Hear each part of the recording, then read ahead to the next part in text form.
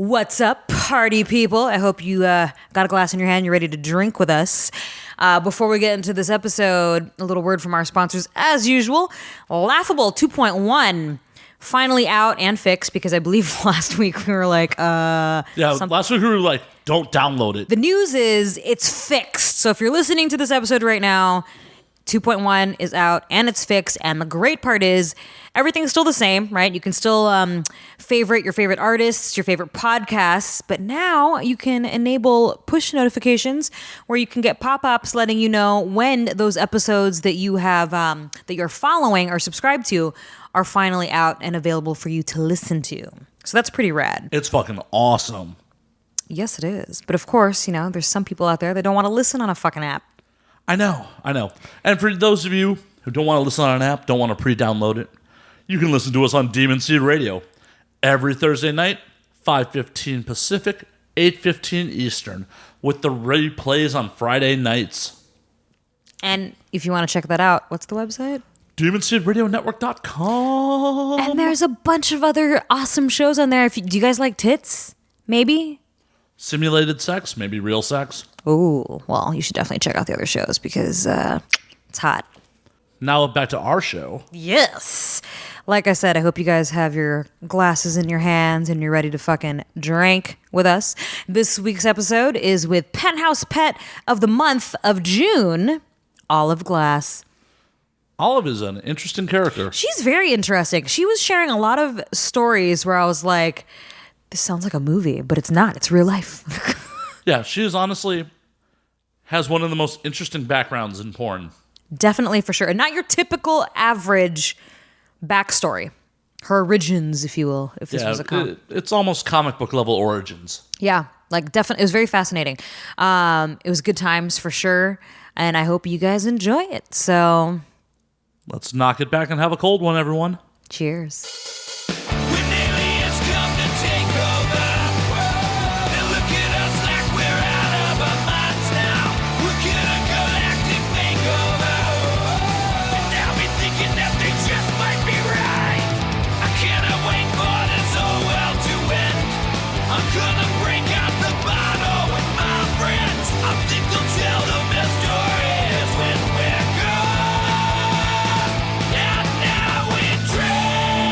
Start coughing. Perfect timing on that shit. So, speaking of recording, we are right now. All right. Cheers, everybody. I'm Cheers. empty. Someone left me fucking empty. That's my bad. Sorry. I can't. Oh, the microphone. Sorry. No worries. Let's try that again. Once I fill my fucking glass. God damn it. I like your metal cups. Stolen from the finest bars. Ooh. I have a glass goblet. That's actually my parents' fucking stemware from their wedding. That's lovely. Oh, wait a minute. Cheers to your parents.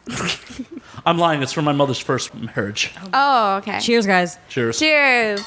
Skål. I forgot. My sister corrected me on that shit. She's like, it's not your parents' stemware. It's my parents' stemware. Like, oh, okay. Makes sense. My parents' wedding was probably pretty chintzy. Yeah. My parents eloped. My parents got married on Halloween night Nice. at nice. my aunt's house. So about every 10 minutes, the doorbell was ringing during the ceremony. Trick or treat. Oh, really? Aww. And I was 6 and I was like, but like, why can't I have candy and go and do that too? What the hell, guys? Weird planning. That seems like really bad planning. And you can't turn the lights off to convince kids you're not home. Yeah. The fucking ceremony. Yeah, can you imagine just flicking the lights off during the middle of the ceremony? We're just going to do this in the dark, guys. Just Do it by candlelight. It's romantic. yeah. A lot of candles. And a lot of candy. yeah. And costumes. Come on. At least they planned far enough ahead to actually have candy for the kids, because that would have been horrible if the kids were ringing up the doorbell and there was no candy. Oh, no, we didn't have candy. Oh, no. We just told them to leave. That's really bad I planning. mean, you know, there's a fucking wedding going on. It's like, get out of here. We're busy. It's like, in Beetlejuice when they're like getting married and it's like kind of a Halloween-y vibe. I like that. Yeah. I remember one Halloween when I had my house, we had like, because I lived in a cul-de-sac and the driveway was huge. So like, instead of like having the kids come to the front door and ring the bell for candy. My ex at the time, my boyfriend at the time, he and I sat in chairs on the edge of the driveway and had like these big ass bowls of candy. But nice. But what we did was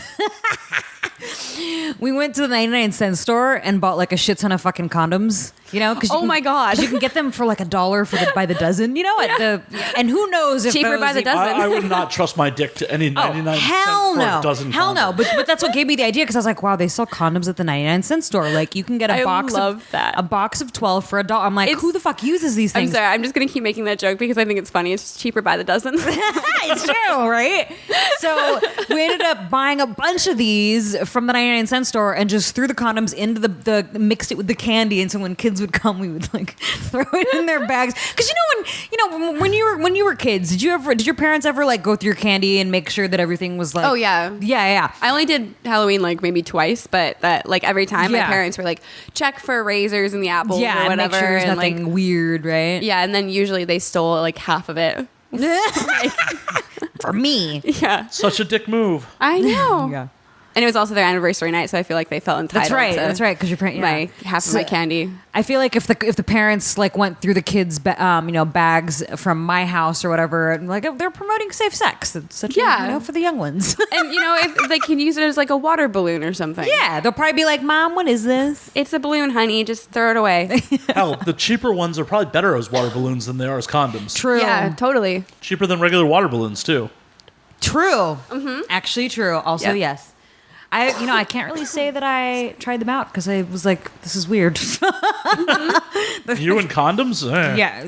Okay, that too. But I was just watching this thing on Instagram, like all these, there's like an entire like channel on Instagram of DIY projects you can do with condoms. And it's like, you can use it over your makeup sponge thing to get like a better cover. You can use it as water balloons. You can use it for, what is it called when you combine glue and newspaper?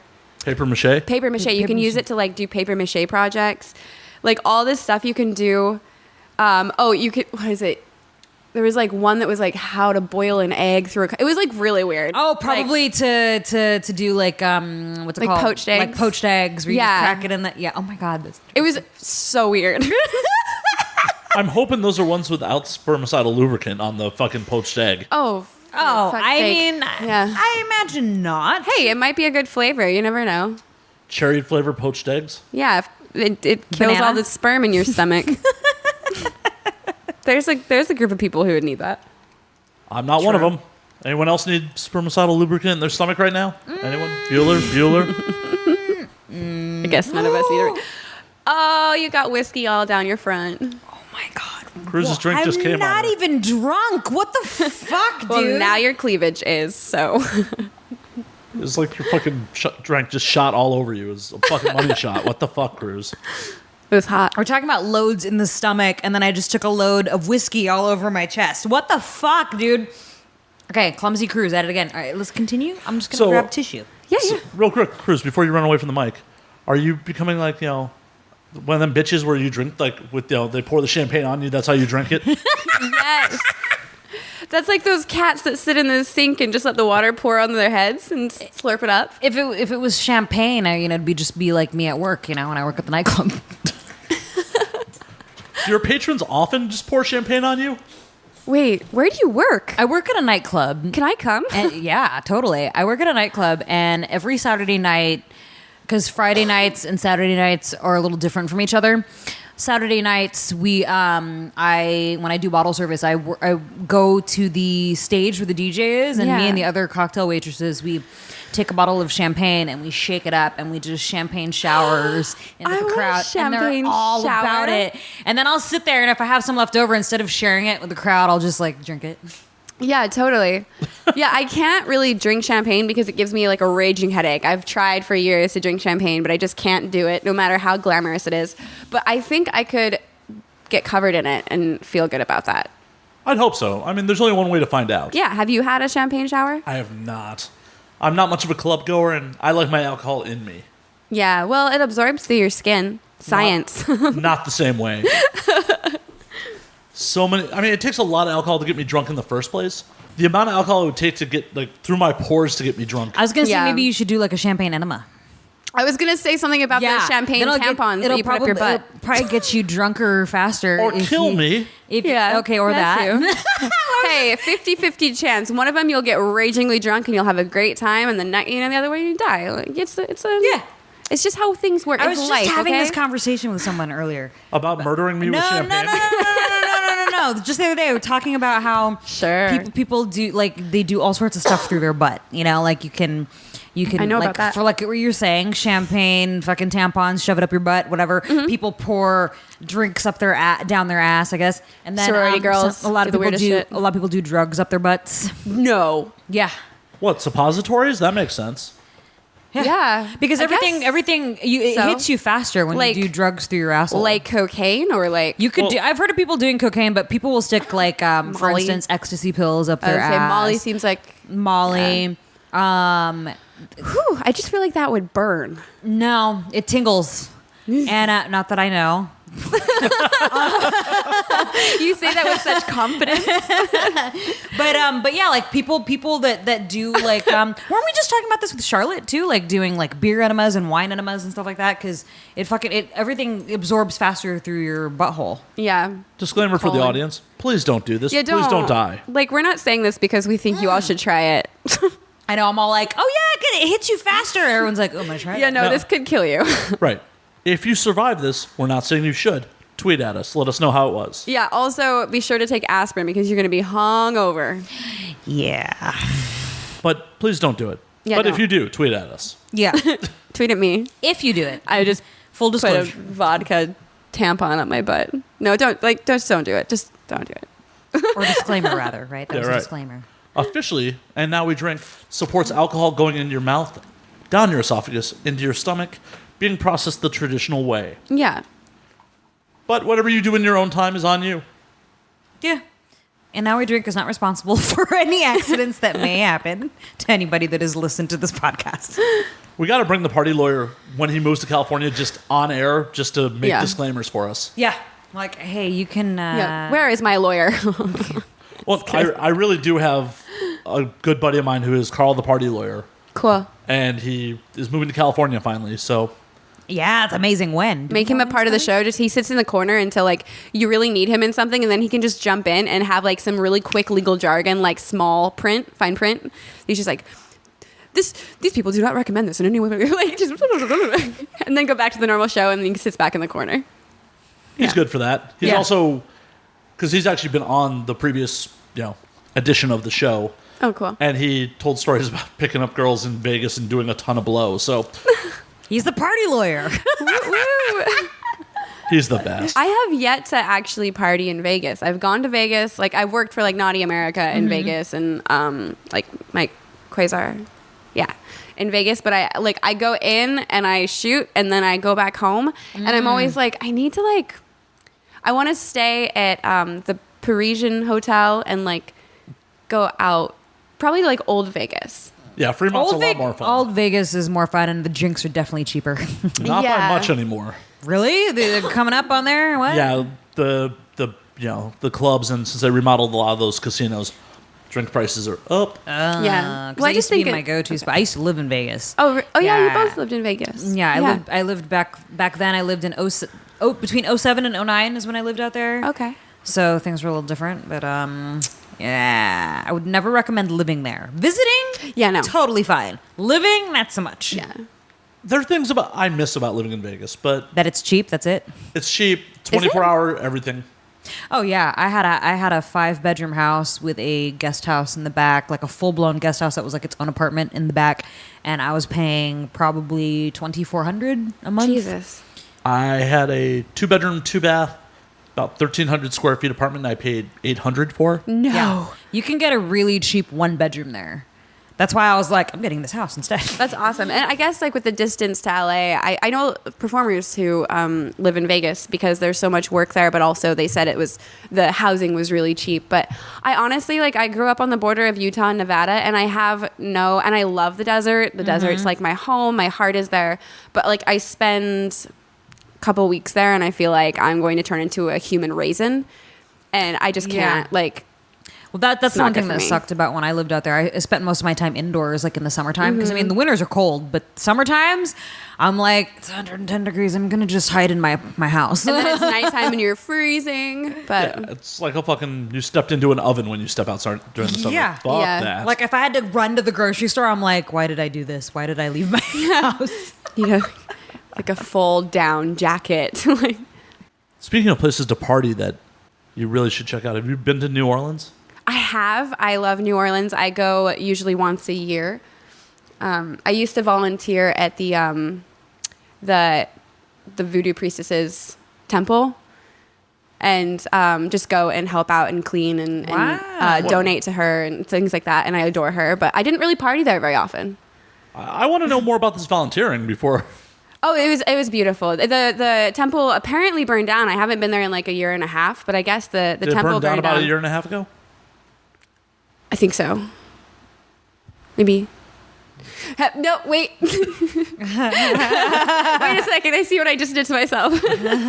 But no, it was so, there's just like a really deep, really rich pagan culture there, and voodoo and hoodoo, and these priestesses all worked out of this temple, and it was just this incredible temple. And I'm pagan, and so I would go and just kind of stop in while I was there, and I like historic New Orleans so much, and I would do some like rituals there, and I would help clean, and I made myself pretty small because I don't want to draw attention to myself, so they might even not even know that I was in there all the time. But I would leave the priestess like some like of my like rush. She liked rum and lipstick and shit, and like at her throne thing. So Nice. yeah, it was lovely. I went like help clean up. They always have tours going through there, so That's pretty fucking awesome. it was really cool. Yeah, I'd stay at this like hostel called the India House, and then just take a lift up there and work all day. And That's rad. yeah, it That's was really neat. rad.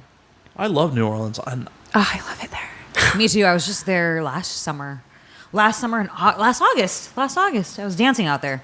Oh, nice. That was a lot of fun. You like feature dance? What's that? You feature dance? Yeah, I feature dance. I Cool. only just started feature dancing last year.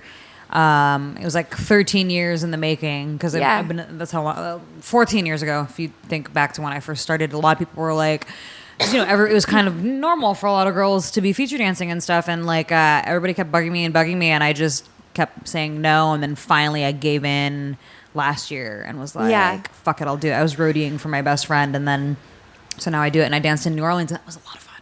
That's And- awesome. And you didn't come to me for advice before you started doing it. I'm so bummed about I thought I did ask you for advice. Wait, that. about feature dancing? Yeah, I roadied for a bunch of people over the years. Oh, cool. Yeah. I was like, are you a feature dancer? Who did I you am. roadie for?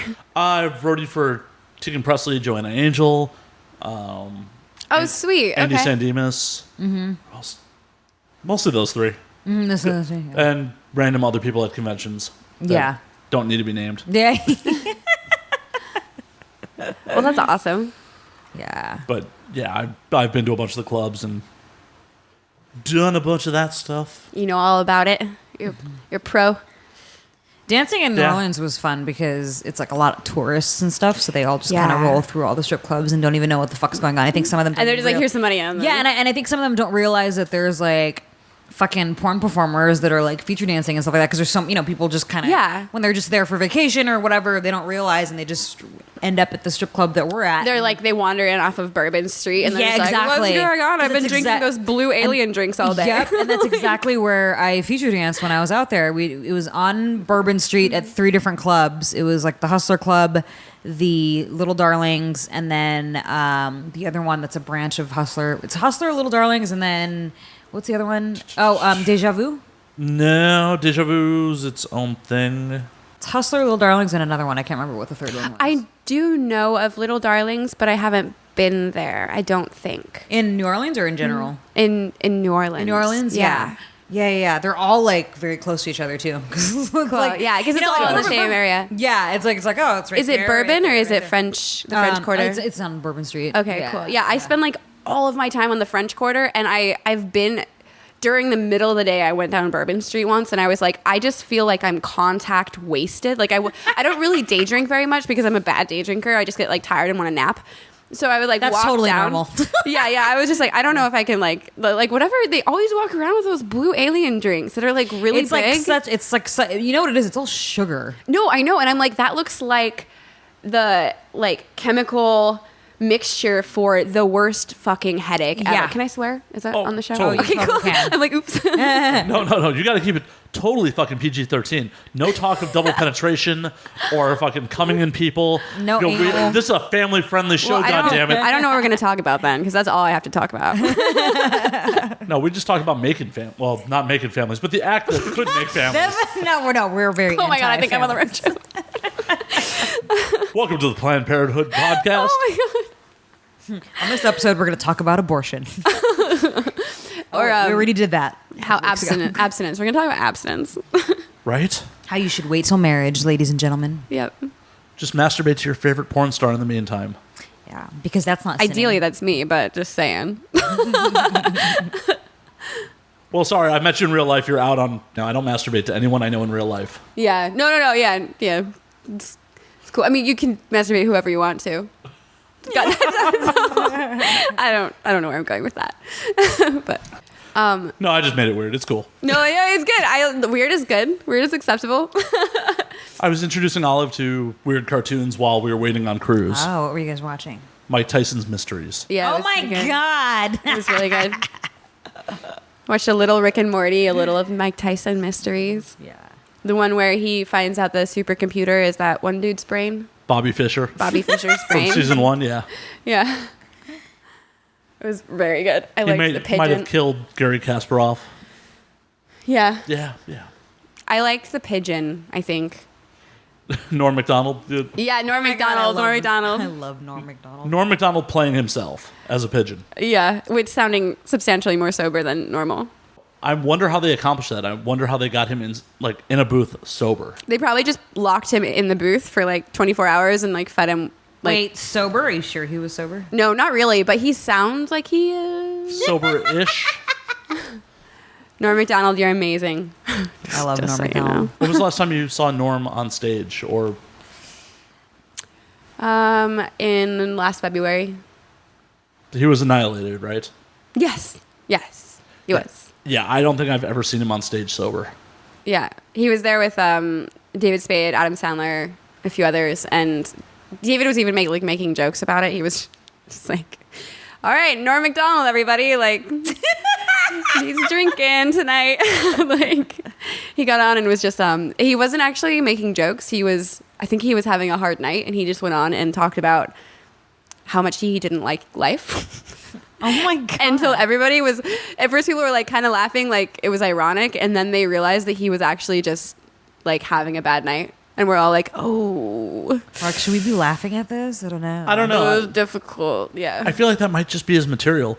it might be like, Last time I saw him at the store, he was talking about suicide quite a bit, like on stage. yeah, he probably gets such a kick out of it because at first everybody's like, ah ha ha, and they're like, ah. Wait, is this supposed to be funny? Everybody's like looking at each other, like, is he being serious? Side glances, yeah. My mother was with me at the Comedy Store watching this, and she was really not happy about it. Oh, really? Yeah, she's like, I liked everyone except Norm Macdonald. Well, he probably thinks that's funny too. So, Probably offending my elderly mother. oh yeah. She liked Bert Kreischer quite a bit, though. Really? I don't know if I know of him. You probably saw his viral video of him telling the story about robbing a train with the Russian mafia. Oh my God, yes. I loved that so much. That was such a good one. The Machine. Yeah. Yeah. Have you ever seen Van Wilder? Maybe I'm so bad at names. I probably have. He sounds familiar, but. It's the National Lampoon movie with Ryan Reynolds. Oh. What's that one called? Van Wilder. Van Wilder. No, I haven't seen any of the National Lampoons It's yet. it's 15 years old at this point. Yeah, it's really old. Yeah. And the story is based on Bert's life. Cool. Because I'm sure for our podcast audience, want to hear something that's been rehashed on his podcast 100 times. But the quick and dirty of it is, Rolling Stone did an article about him, about being a big party animal. The rights got sold, and eventually it became that movie. Cool. That's good Cliff Notes, right? Yeah, that's good clip notes. Yeah. I have a friend who directed one of them. It's like Oh, really? Adam Rifkin. Yeah. Yeah, he directed one of them, but I haven't seen it yet. And I've been like, oh, like we're like out having fun talking, and I'm like, fuck, like you made the one of the National Lampoons, and I've not even seen them. And Do you know which one off the top of your head? it's like no, I've looked it up online, but you should work your magic and ask Uncle Google. I think it's like this summer one, or I don't even know. Like I don't know anything about National Lampoon. I did a National Lampoon hidden camera TV show many moons ago. Cool. That was pretty funny because Watching people watch it. No, just being part of like the joke. Like, for instance, we were on a golf course in Palm Springs, and it was me and this other girl, and we're literally in the middle of the golf course, sunbathing, topless, and these old men are trying to fucking play some golf at like 7 a.m. It was like really early in the morning. It was cold. And So as they're distracting. approaching, closer to the hole, here we are just sunbathing, and then they've got the hidden cameras, and they're just kind of like, what the hell is going on here? Like, what are you doing? And we're like, well, we're getting some sun. You know what I mean? Yeah. What are you doing? There was a couple of other jokes that we did, but that was like the most the funniest, I guess you could say, because it's like, who the fuck runs into that when they're in the middle of the fucking night? You know what I mean? Everybody wants to run into it. It's fucking random as hell. No, I can't find it. Okay, well, he did do one of them. I know this. I've checked. I could probably find it, actually. It's all good. Yeah, because I have his IMDb up and nothing says National Lampoons. Rifkin National. I'm looking it up on my robot right now. The Stoned Age. Oh. Stoned Age? Oh, he directed The Stoned Age? Yeah. I love that movie. Yeah. Oh, That's yeah. not a National Lampoon movie, but I love that movie. National Lampoon Stoned Age? Oh, different movie. Okay. I was like, I'm pretty sure it's a National Lampoon. It says it across it. Oh, no, there's a movie It's- called The Stoned Age, which is about two metalheads gotcha. in the 70s Cool. trying to get drunk and get laid. The Stoned Age. It's pre-hysterical. Yeah, I need to see it. But he directed that one. And check it out one of these days. Good time. Good times. Mm-hmm. It is not listed on his IMDb for some reason. That's odd. That is definitely odd. Anywho, Anyway. Maybe he just like took it off for some reason. He's like, I don't want to be connected to this. he's like, I'm embarrassed about this shit. Get rid of it. For some reason. Where the hell were we before we got sidetracked on I don't Google? know. We were talking about New Orleans, and then I asked if I could swear, and I think that's where we diverged. I actually remember this. I was like, oh, taking us down a different train. Oh, yeah, because I was just like, we got to keep it clean for the children. Yeah, I forget why I was saying something about New Orleans. Oh, well, you guys, you've been there dancing and stuff. The first time I went there, I was actually there because I was modeling, and I also act. And I was invited to do a stop-action animated film, like short film. Cool. And so I was working there a week and a half with this like amazing music producer who also is a filmmaker. And it was just like I was doing artwork for it. So I was like a girl that finds these like magical paper animals in this apartment in New Orleans. That's like the basis of the show. And then I made all of the animals, and they like cut out and like stop animation would like fly across the ceiling out the cute. window and stuff. It was Okay, cool. okay. That's Nice. cool. Yeah, I don't know whatever happened to the film, but it was really fun. It was a magical way to experience New Orleans for the first time. Yeah, I love New Orleans. We got to go back this year. I want to go back. Let me know. Let's go. It's always a shit show when I go to New Orleans. Nolans. I do have that extra flight credit. What? I do have that extra flight credit that has to be used by November. Oh my god. Oh shit! Let's go for Thanksgiving. I forgot what cemetery down with that I it. went to when I was over there. I went to a cemetery over there, and then To see Marie Laveau. yes, Yeah, I went and yes. saw her grave as well. What was the cemetery called? Oh my god. Did you see the Nicolas Cage's tombstone while you were there as well? No. So he bought a tombstone that's what is that movie National Treasure that did I? he I don't based his tombstone in New Orleans off of National Treasure. It's a huge glowing white pyramid with like some sort of weird hieroglyphics across the front of it. Mm-hmm. And he actually the Pope kicked him out of all of the graveyards in New Orleans because he used to get drunk and get in there and like ruin them. Like he would just like destroy these places while he was really? wasted. And so the Pope was like, he's no longer allowed in these. But then he bought a tomb that was so expensive, they were like, okay, he can come back in. Oh my God. Like this little fact about, and it's right near Marie Laveau's tomb. That's so fucked up. It's so funny. And you wonder why Nicolas Cage filed for bankruptcy. Because he bought the most expensive tomb. Didn't Nicolas Cage also buy Madame Lalaury's fucking mansion? I could have sworn I read somewhere. Did he really? I went there as well. I could have sworn so did I. I could have sworn I read somewhere that he had done that. Like it was like, now I have to look this up. What a guy. There was one actor, and I'm pretty sure it was Nicolas Cage, which would make sense because considering he's so fucking weird. I'm on it. Yeah, he's such a strange man. Like when I first saw his movies, I was like, this guy looks like such a square. And then I find out things about him, and I'm like, you are really, really weird. Yeah. Remember when he almost played Superman? Oh my God. No way. No. Yeah, dude. He almost played Superman like many, many moons ago, and they did like a fucking test with the outfit and everything, and I'm like, he's not Superman. I can't even handle how funny that would have been. Does it say Nicolas Cage used to own or did own or owns fucking Madame Lalaury's fucking mansion? Working on it. There's a lot of information here about... Why isn't your brain in a computer? Just like in Mike Tyson's Mystery. Come on now, get with it. Put your brain in the computer. I don't want to die. When Mike Tyson thinks that, my brain is Hitler's brain trapped in a fucking time machine. Don't want to die that way. All right, well, that's fair enough. Though that might be my way to immortality if no one ever figured... Ooh. No. Yeah, Mike Tyson This is a bad murders plan. you. Computers can't drink alcohol. Well, they can, but just once before they break. Yeah. So he did own it. Wow. Chris's Google food. Does he much still better than own it? mine. Yeah, New Orleans, the Laurie house used to be owned. So I guess he doesn't own it anymore. So I remember. So I was right. Because I had remembered an actor, and I was like, wait a minute. As soon as you mentioned his name and the cemetery, I'm like, wait a second.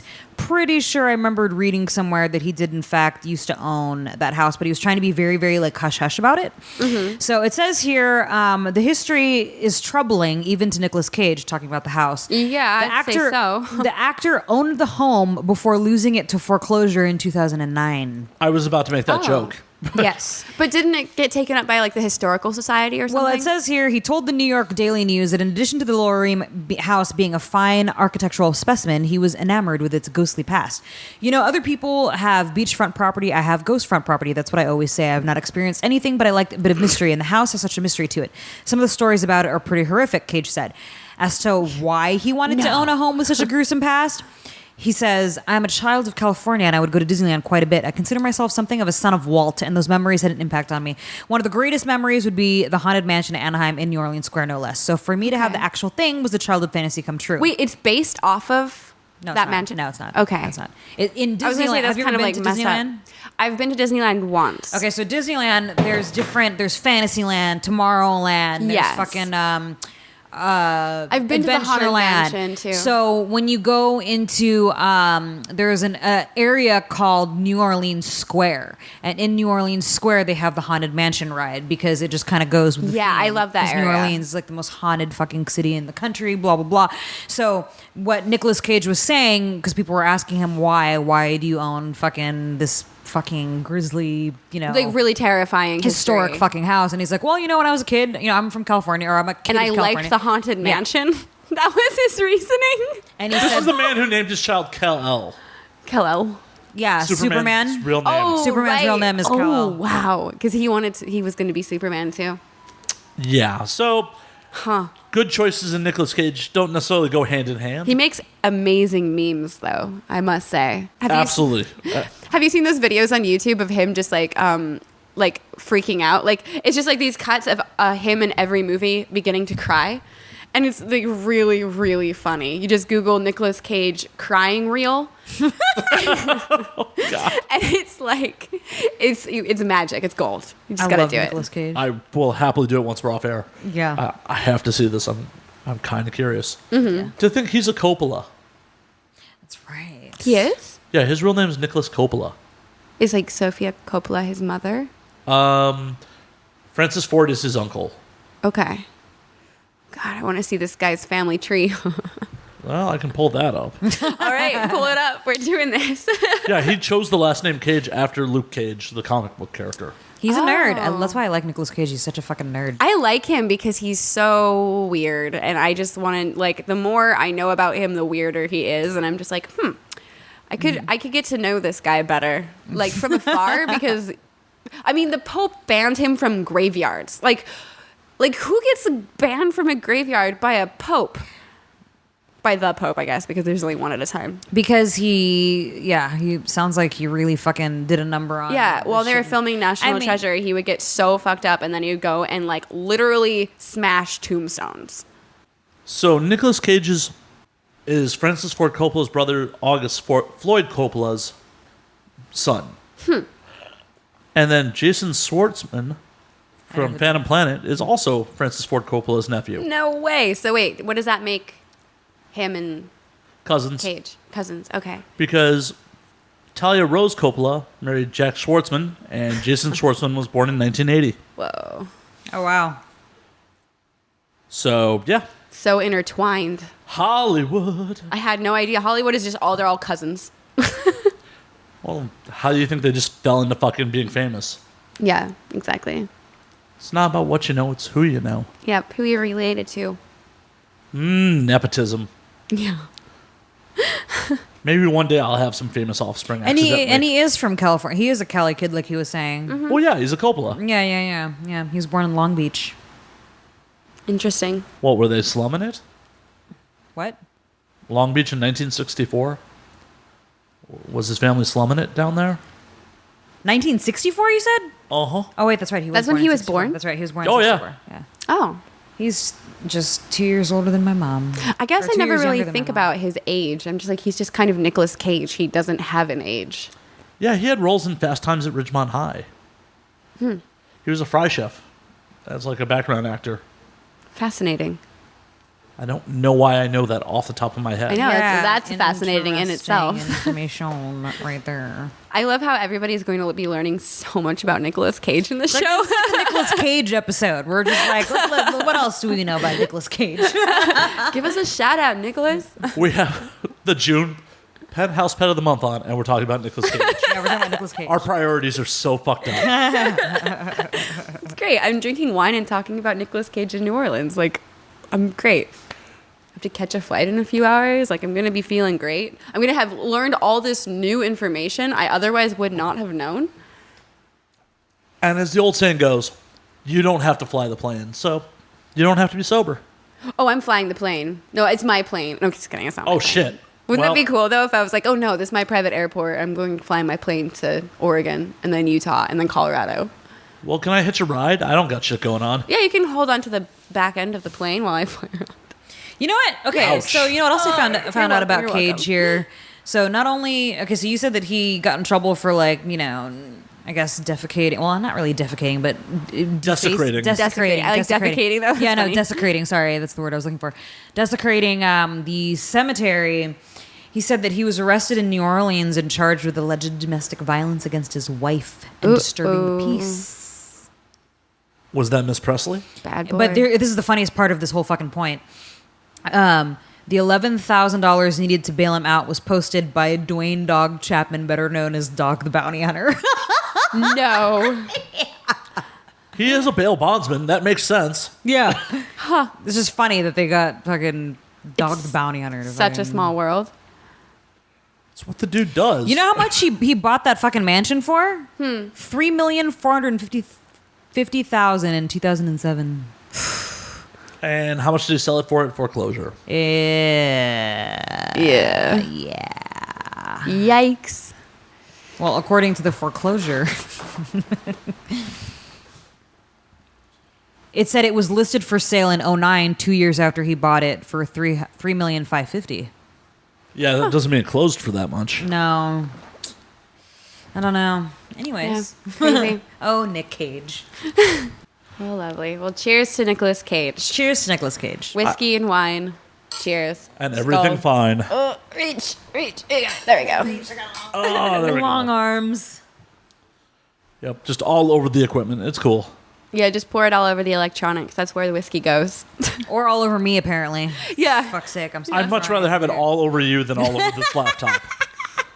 So you said you feature dance. Yeah. I just went to Jumbo's Clown Room last night for the first time Oh, ever. shit. And I loved it. I thought it was such a fun place. Oh, I love Jumbos. Love Jumbos. Jumbos. Yeah, is I great. was actually very surprised at how tiny it is. I thought that it was a it's really small. large space, and it had like multiple stages, and there's just that one stage, and it was like very tight knit. Like everybody in there was like so cool and like bad, and I was like with my friend Ina, and Ina is from Finland, and she dresses up like Marie Antoinette with like roses in her hair and big poofy dresses, and I'm like in my little dress with my little bob cut, and we're just like, oh, let's go to this strip club, you know. We get in there and everybody's in like fucking leather jackets and like tattoos on their faces, and they're like, what do you want to drink?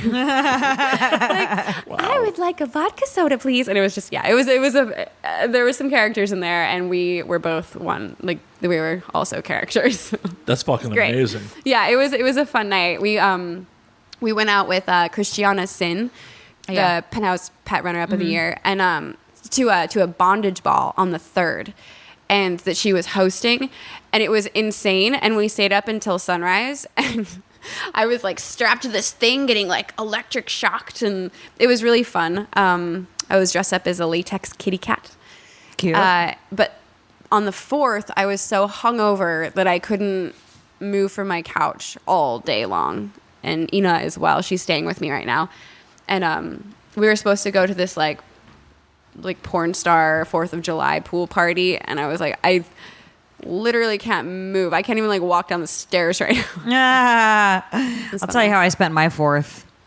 I literally played video games all fucking day, and it was glorious. Yeah. You and me both, actually, and we didn't play together. Yeah, how the I thought you were out drinking, so I was like, I'm just gonna. I was supposed to be out drinking, and people didn't get back to me, so I went, oh, hey, video games. Well, see, Yeah. here's my thing. I could have easily fucking gone out and got wasted and called some friends up, but I just got a new roommate, and so and I'm swapping rooms with him. So I was like, oh fuck, I should probably stay home and like be responsible, you know? But then the responsibility turned into, I'm gonna play fucking Call of Duty Zombies now, and then we'll deal with it later. You know what I mean? So Yeah. So yeah, I just fucking I just stayed home and fucking played video games all day. That was how I awesome. spent my 4th. It was glorious. Yeah, that's pretty much what I did, too. Yeah. Yeah. There's Hey, something hey, man. like, Sometimes that's good. That's fucking enough. yeah, like sometimes when there's a really big party that I've been really pumped up about, the day of, I'll be like, fuck, I actually don't want to go to this. Like, I don't know if it's my social anxiety or like just me liking to, like, I really like to feel like I've gotten away from this thing that like this thing I had to do, and I get to stay home, you know, or like whatever I'm not supposed to be doing, like what I feel like I'm not supposed to be doing, I'm like, that's what I'm doing. So on the 4th, when I didn't go to the party, like I wanted to go to the party, and I never stay out as late as I did on the 3rd, and so I was like, oh fuck, like I'm so hungover I can't go. But at the same time, there was this like weirdly deep sense of satisfaction of being like, no, I'm gonna order in and like sit on my couch and watch movies. And yeah, so it wasn't a bad way to spend the 4th. No, not at all. Something very satisfying about that when you're like, I actually I'm just gonna be don't lazy have and to. call for food to be delivered because I have that luxury, and then you know, Yeah. like do whatever the fuck I want. See, the problem is I do that shit, and then I feel guilty about it later because I always have this fear of missing out. Oh, you have FOMO like me. Yeah, it's like I get FOMO sometimes. Although strangely, for 4th of July, I did not suffer from FOMO. I was like, I'm actually kind of happy right now, Yeah. so I don't care. But sometimes it'll hit me where I'm like, you know what FOMO is, right? Yeah, I do. Yeah. I don't get it, but Fear I know of I've hit missing like out. Fear of missing out. Yeah. Yeah. I Fear of missing out. used to live in Portland, and I was working as like a wardrobe stylist and kind of just like all around like useful person for the Wanderlust Circus. Mm-hmm. So I made a lot of the costumes for like the acrobats and stuff, and they were always going out. Like it, obviously they're always performing at night, and then they go to like the after party. We were touring a lot, and I would go, and I partied so much for like a year straight that I was like, after that, I was like, I'm never gonna get FOMO again. I'll go to a party if it's a great party, but I'm not like, I want to get to this party anymore. Like, I think I cured myself of needing to like go out and party like that. I still like going out now and then, but I was out so much with the circus, and they are so crazy when they get drunk. Like doing 3 highs on each other and shit. Like, Nice. I feel like I'm always going to suffer that. It's just who I am. yeah. But for our audience who doesn't know, can you tell us about the circus? Like, Oh, yeah, for sure. I guess that's really vague just saying that. So the Wanderlust Circus is like this amazing, just like human freak show kind of circus in Portland, Oregon. They're really talented. They do everything. They're like aerialists, unicyclists, fire breathers, fire eaters, sword swallowers, acrobats. There's some comedians. There's one girl who can like put a nail all the way up into her sinuses. Just like all sorts of, human stuff. No, like animals involved is why I say human.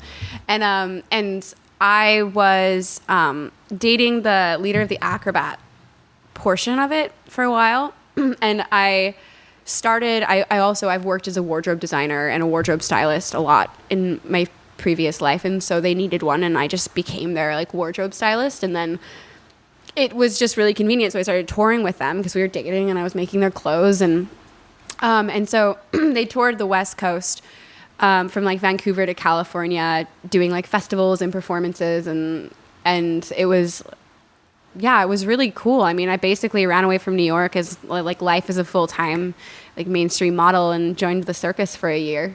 That's rad. And it was a circus, that's fucking for sure. that's awesome. Not Yeah. many people can say they ran away from life and joined the circus. Yeah. Did you hook up with them because you were dating the dude, or did you start dating him once you hooked up with the circus?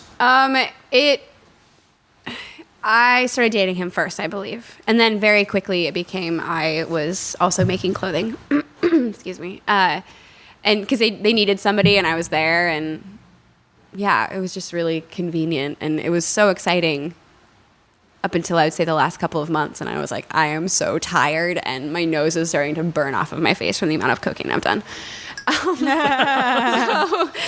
I had to cut that out. And, That's not very family friendly. it's so far from PG-13.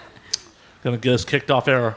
Yeah, just don't put any vodka tampons up your butt, please. Right. Do all the cocaine you'd like. Well, Do it through your butthole. I mean, what? I mean, wait, no, we never said that. I've never done that before. Yeah. Carl, please put a disclaimer together for us, please. Yes, please. But yeah, he was, I mean, the circus was amazing, and like I appreciate my life with them quite a bit. And yeah, so I'm just happy I was able to run away to the circus once in my life. Yeah, you can. Not many people can say that or say it and mean it. Yeah. because it's such an expression for a lot of people. And then I ran away from the circus. And you ran away Not from many the people circus? can say that either. You're like, I did it, and then Yeah, I still keep in touch with a lot of them, though. They're really talented and strange, and Portland is just such an interesting community of artists. Mm-hmm. Oh, for sure. Yeah, totally. I'm bummed I've only spent like a week and a half in Portland. I had a blast up there. But Yeah. Well, if you go back, have you been to the Kit Kat Club? I have not. It's like a strip club, amazing. A lot of the circus girls work at this strip club because they have like an act, and they put on this performance, and they're the most talented dancers, pole dancers I've ever seen. So shout out to Kit Kat Club. I will have to check that out. Except for my ex, I don't like him. Throw a drink Except on for him. Yeah. X for a reason. Is he going to be on the pole too? No, he's the MC. Ah. I'm not going to call him out or anything. That was mean of me, but throw a drink on him for me. All right. All right, yeah. I'm going to go up Cheers to to Portland. that. I'm going to go up to Portland and start some shit. Can you pour me Yeah, some? can you go to Portland and start some fights for me, please? That's what I'm getting at. That's why I came here today, was to convince you to go to Portland and start fights with my exes. Wouldn't be the first guest to do that. Oh, no. Actually, yeah, no. There's been other people that have done that to me. No way, really? More? Yeah, some more. Drink it, No, drink it. Girls I've worked with have definitely tried to get me to fight people. Yeah, I'm not actually legitimately going to get anybody to fight anybody. That's just not my style. I don't get people to fight for me. I do all the fighting. Yeah, no, I'm the same way. No, I'm actually utterly amazed I haven't had to throw you over my shoulder and drag you away from a fight. Okay, Really? I don't want to like jinx it, Matt, but It's going to happen, I know. my best friend Shane, who I think you would totally get along with, by the way. He's Irish. When we party together, Jesus Christ. Those Anyways, Irish. there have been one too many fucking times where my best friend would, like, there'd be a situation, and I don't start fights, for the record. I only finish them. So every time I would like, something would go down, my best friend would, like, he's like 6'2", he'd like pull me by my fucking shirt and be like, Cruz, we're leaving. Or he would actually pick me up and be like, no, we're not doing this right now. Yeah. That's really So that's cute. what reminded me of it when fucking Matt here said that, because I could totally see you doing that if that ever were to happen. Let's just hope it doesn't get to that, but you know. Yeah, if it does happen, preferably porn convention over podcast convention. Oh, yeah, no, I would Yeah. never get into a fight. Porn convention, highly likelier to fucking happen there. I feel like from what I've heard, it's a lot more likely. Like, I was asking somebody long before I even was thinking I was ever going to go to AVN, when I wasn't like pursuing porn as a career. I was like, so what is it like going to AVN? Like, is it really like tell me about it? And they're like, well, it's really fun. It's really amazing. And then by the end of the night, you're in a room with a bunch of super drunk porn stars. That's fairly accurate. Yeah, sounds there's some about right. fighting going on.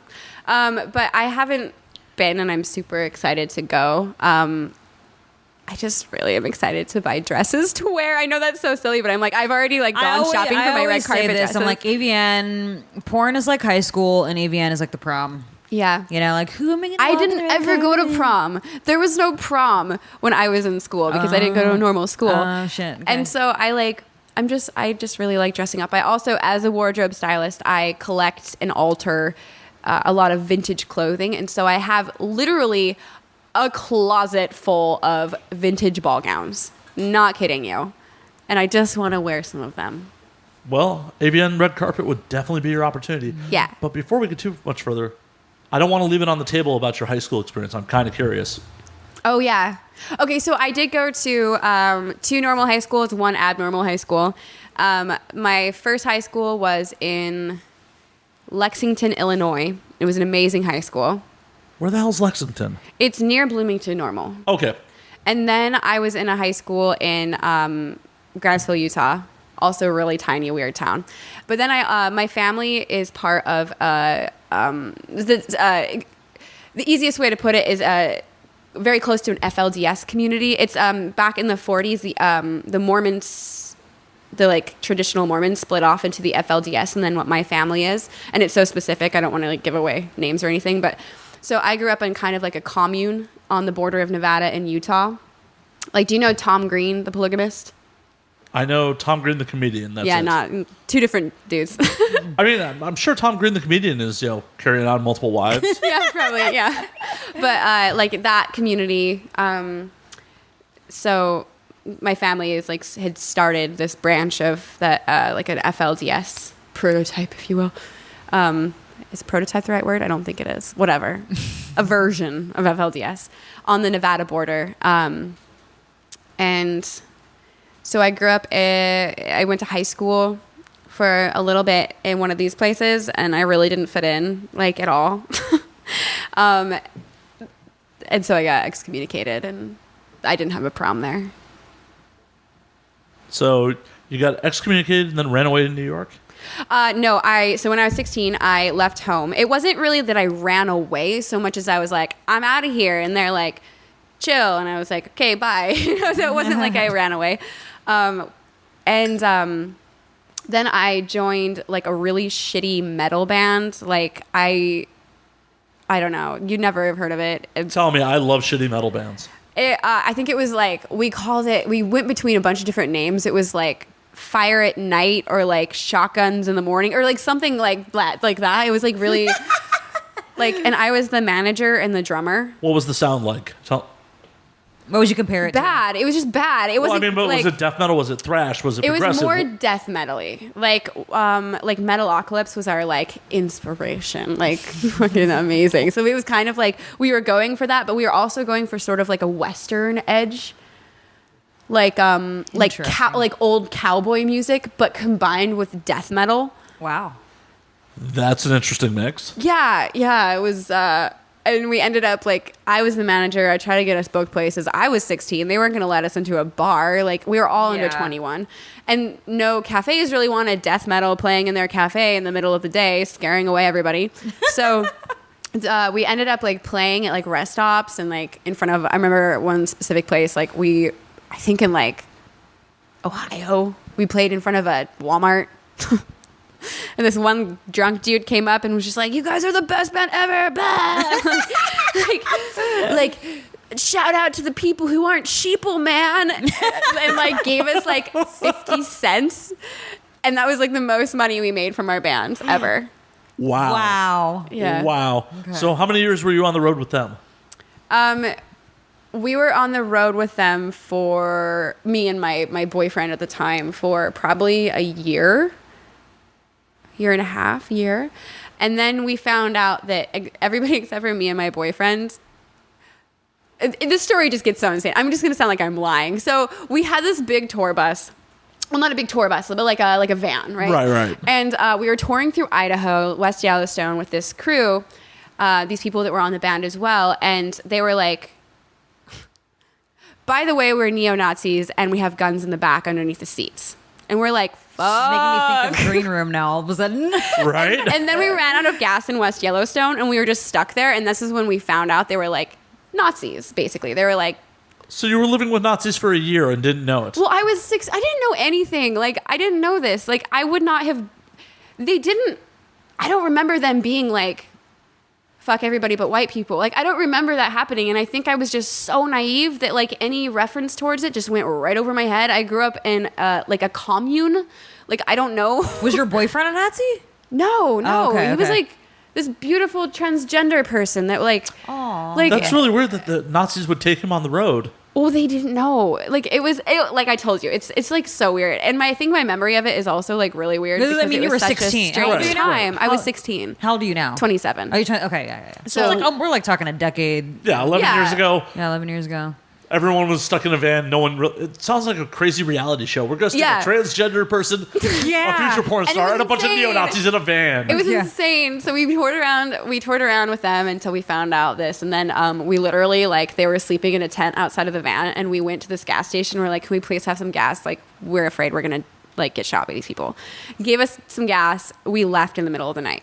Just left them. Oh, so I was going to ask you, how did it all end? I have no idea what happened to these people. We literally just drove away in the middle of the night. But they were close enough to civilization. It's fine. Like, they didn't, could have just, die. yeah.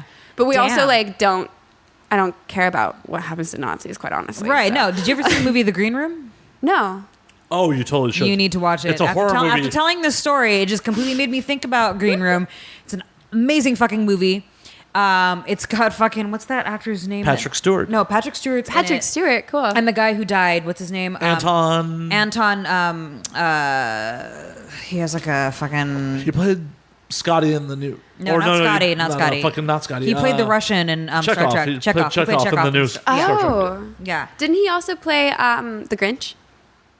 No. No. No, that was Never mind. Jim Carrey. Oh, no, Carl. Not Jim Carrey, the cartoon version. I don't think so. This kid's young. He Okay, died. never He mind. died. No, you're probably thinking the original Chekhov, which is Walter. What's his fuck? Yeah. okay. We're talking Yeah, about different the person. remake, the reboot. But anyways, you have to check out Green Room if you haven't. Okay, And yeah. you'll see why when Okay, cool. you do. Yeah. It's a horror movie with neo-Nazis. And, Okay, and like yeah.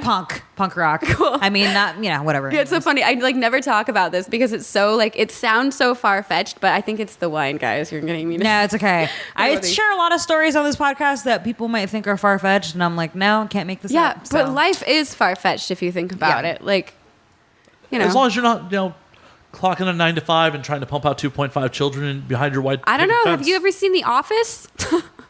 That's It's a pretty scripted. exciting movie or television show. But that's all scripted. That's some creative. Hey, I have an creative office man. job. However, it's not. I wouldn't consider it a 9 to 5. Yeah. No, it's definitely not. Since you got here late, well past 5. Well, yeah, I was in the office from noon to 6:30, or 6. Excuse me, noon to 5:30. Noon is a nice time to get into work, I feel like. Yeah, Yeah. And I live like right across the street, so it's amazing. Oh, that's so easy. Yeah. Probably shouldn't have said that just now because everybody knows where I work. So anyway, Yeah, but there's a radius. She was lying. True. That's, That's not where right. she worked. Cruz lives in the Lowe's Hotel. In the penthouse. Go visit her. yeah, come see me at the Lowe's Hotel. You know someone's gonna believe that, right? That's my hope. That is totally my hope. I'm hoping some dude bomb rushes the Lowe's with like a bouquet of flowers and some chocolates for you. Oh, that doesn't Or sound bomb half bad. because they hate me so much. Yeah. Well, the bomb's in the chocolates. Oh, okay, there we go. Yeah. They're like, I love her so, and then kaboom. Oh my yeah. God, why am I making jokes about this? Anyways. I really liked it when it ended with the chocolate and flowers. That just sounded really nice. I'm like, anybody can like rush at me with chocolate and flowers. I mean, well, maybe not actually, but like in theory, I'm okay with that. So when you see Olive at AVN this year, bring chocolate and flowers to the Circle Bar. If Bum you rush see me me, with I would rather chocolate. get thorns. Thank you. What is bum rushing really though? What does that even mean? Like you rush somebody with your butt? I got bum rushed once by a bum.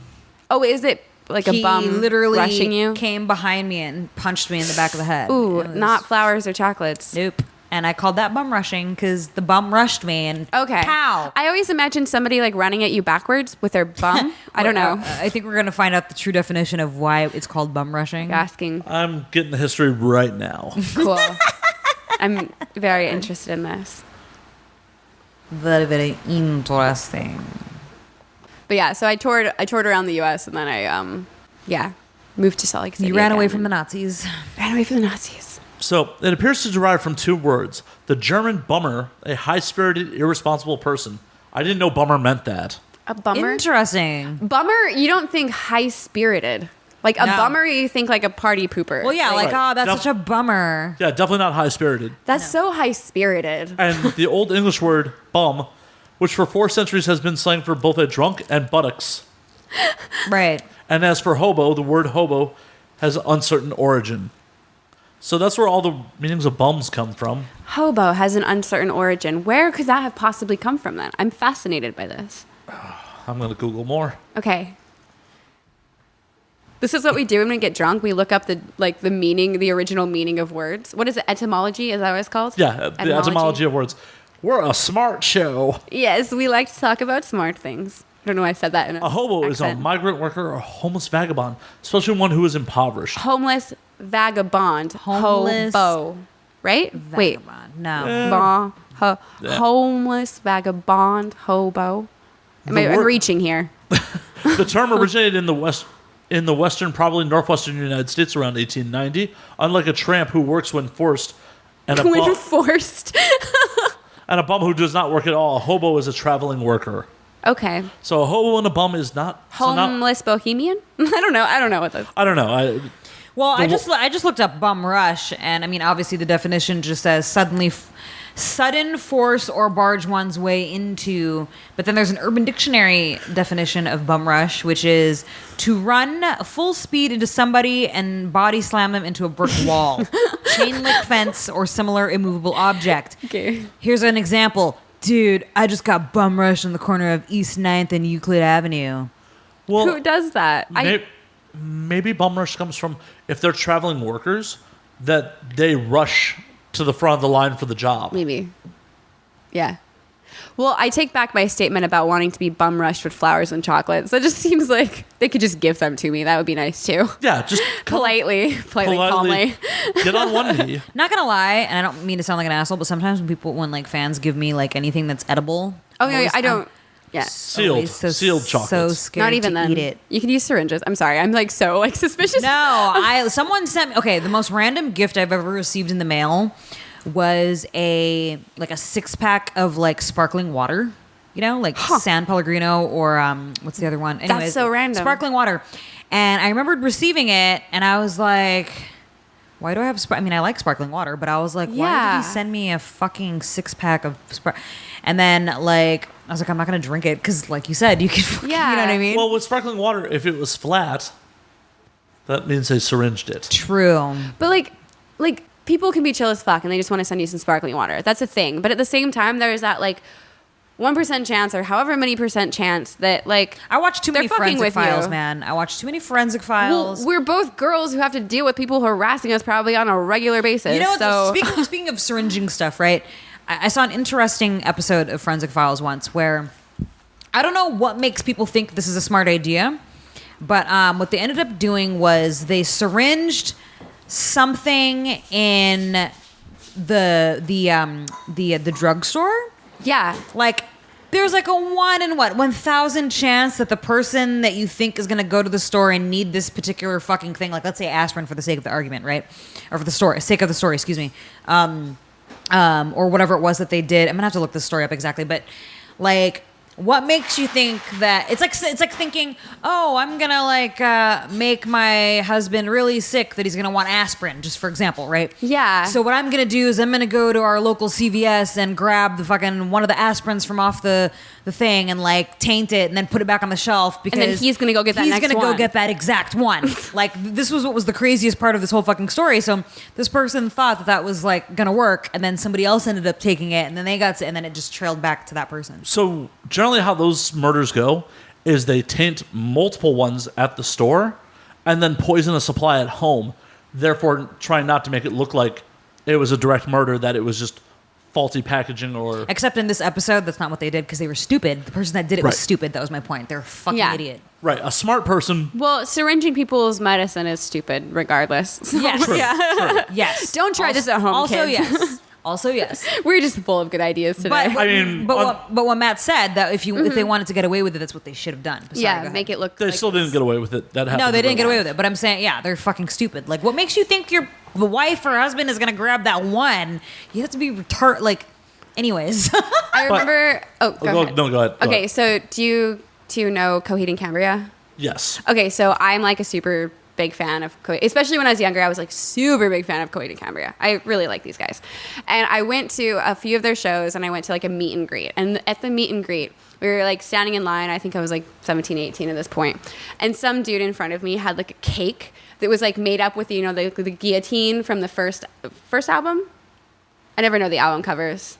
I know of them. I'm not a big fan. Yeah, so it's like one of the album covers has a guillotine on it, and he like replicated it, and it was beautiful, and it was so sweet. And he's standing in line. He's like, I can't wait to give this to them. And I didn't mean to be an asshole, but I was like, oh yeah, it's super chill. I mean, they can't eat it, but like it's super chill that you made it for him. And I thought he knew this, but he looked at me with like the most heartbroken expression, and he's like, what do you mean they can't eat it? I was like, oh, honey, I'm sorry. I guess I mean, like, if they ate food everybody gave them, they probably wouldn't still be here. But I felt bad I ruined that kid's day. He had spent all this time making a cake. And I was like, oh, but they don't know if it's poisoned or not. Nope, they sure don't. Yeah. Just please don't poison people. You don't poison people. Don't put alcohol Just up your don't poison butt. people. How about Don't- that? If you have to choose between poisoning people and putting alcohol up your butt, put alcohol up your butt. Yeah. True. If you have to choose between the two, don't do either one. But really, you should never be in a situation where you have to choose between the two, so just don't do either of them. Go pet a dog instead. You don't know my life. You don't know. Somebody's in your apartment, like holding you at gunpoint, like, you're gonna either put this tampon up your butt filled with vodka, or you're going to poison this cake. This is your normal life. It is. You actually just missed that guy when you showed up. Oh, God. He had just left. Just barely scooted past that one. Thank God. Yeah, did you see like a tall man in the hallway when you walked by? No, but I'm sure he might have just slipped by. If he's very tall and thin, he could have just slipped right up by without me The noticing. thin man? Sorry, anyway. The tall man. No supernatural, nope. I just got shivers. The tall man freaks me out. Or the thin man or whatever. So are you superstitious or? That's a difficult question for you to answer. No, is because I have a basically irrational brain. I can think straight, and I can, I'm fine. But Have some at the more same wine. time, I know, like just wait, and I'll be like, was that a black cat in front of me? No, but I love folklore. I love old superstitions. I love housewives' tales. I love hearing stories of what people think are good and bad omens. And so although I'm not superstitious, where if I see a black cat or a white cat or, lightning at a certain time or, like weird things like that, or an orb in a photo, I'm not going to be like, oh, fuck, this is so real, like I'm going to die or whatever. But at the same time, I do recognize it and I do take it into account because I think it's fascinating. Like I love the stories that people come up with. So no, I'm not superstitious, but yes, I highly regard superstitions. And I think that's what makes me so interested in paganism. And I consider myself a pagan, but I'm not necessarily like, I don't worship multiple gods or anything. I consider it more like understanding like energy and how it affects everybody. And I love the stories behind folklore, superstitions. I just think it's really beautiful. It's like the story of humanity. So long story short, no, I'm not superstitious. To answer your question, You ask me about superstitions and you give me 3 glasses of wine. What do you expect, though? are you superstitious, Matt? Fuck Yeah. no. Are you sure? Yes, I'm Okay. very, very certain. I believe you make your own fucking love. Luck. I can use words. Woo. Make your own love. Aw. Oh, you can definitely do that. I think you were saying life and luck at the same time. That's what it sounded like. You make your own luck. Luck. For those who are listening, luck. I was going to clean that up in post, but now I can't. You can always cut that all out anyways. But it was too funny. Fuck. No, I believe in making your own luck. I'm not superstitious. Yeah. I'm very much, this world is what you make of it. True. And yeah, there are some things that are beyond your control, but I don't think they're preordained or, I don't know. I believe in a rational cause and effect. I don't. Yeah. I do believe in intention. Like, if you put an intention into play, then it usually will come back to you in some way if, you're pursuing it. Like, Why am I not rich then? God damn it. Manifest. I know. Well, I use manifestation all the time. Yeah. And it works for me, but you also can't just be like, I want $1 million. Like, Well, yeah, of course. That doesn't Of course, work for like anybody at all unless you already have $1 million. $1 million? That's not even rich these days. No, No, it's it's not. really not. I couldn't even buy property in LA on that price. Like could get even a few rounds of $1,000 is groceries. not that much these days. You know what I mean? Like 1,000, like I don't know, it's like equivalent to like $100. You know? What I Yeah. mean? Like Yeah, if- from like how many years ago? if I You was can't just even buy a house. no, if I was just a straight millionaire, I could shop at Gelson's maybe. Yeah. I was gonna say you can get a few rounds of groceries and then like whole paycheck foods. Yeah. yeah, I think Gelson's is worse. Maybe. whole paycheck. You think so? foods. You think fucking Gelson's is worse? I feel like I love Whole Foods, but I call it whole paycheck foods because Oh, yeah, no, it's so you go there expensive. and buy like 3 things. You're like, how the fuck did I spend $100? Mm-hmm. Okay, whole paycheck foods. On to you. Yeah, that's why I have such a hard time like. Just in LA in general. Okay, so with modeling, I have to buy makeup. I'm sure you understand Sure. the struggle of Totally. fucking buying makeup. So I don't wear Hashtag makeup. girl problems. Yeah, I don't ever wear makeup. Oh, go ahead. What the hell? I get left out of this? Like, what? I don't understand what it's like to buy makeup? No, you might understand what it's Do like. you understand? Do you? Fuck no. Okay, that's what we thought. When I have to get new makeup, I don't wear makeup on my day-to-day life, and I appreciate when girls wear makeup, but I personally don't understand the point for myself to be wearing makeup. So I go to the grocery store, and I'm like, I'm just gonna grab a couple of like items I need to eat, and then like a new lipstick and a foundation, and it's like $300. Yeah, I'm like, I just need eyeliner, that's all, and then a couple of things, and I'm like, how Like, the fuck wait. Wait, that was like $15? What the Yeah, fuck? and it doesn't feel okay to me because I'm like, I can't eat this.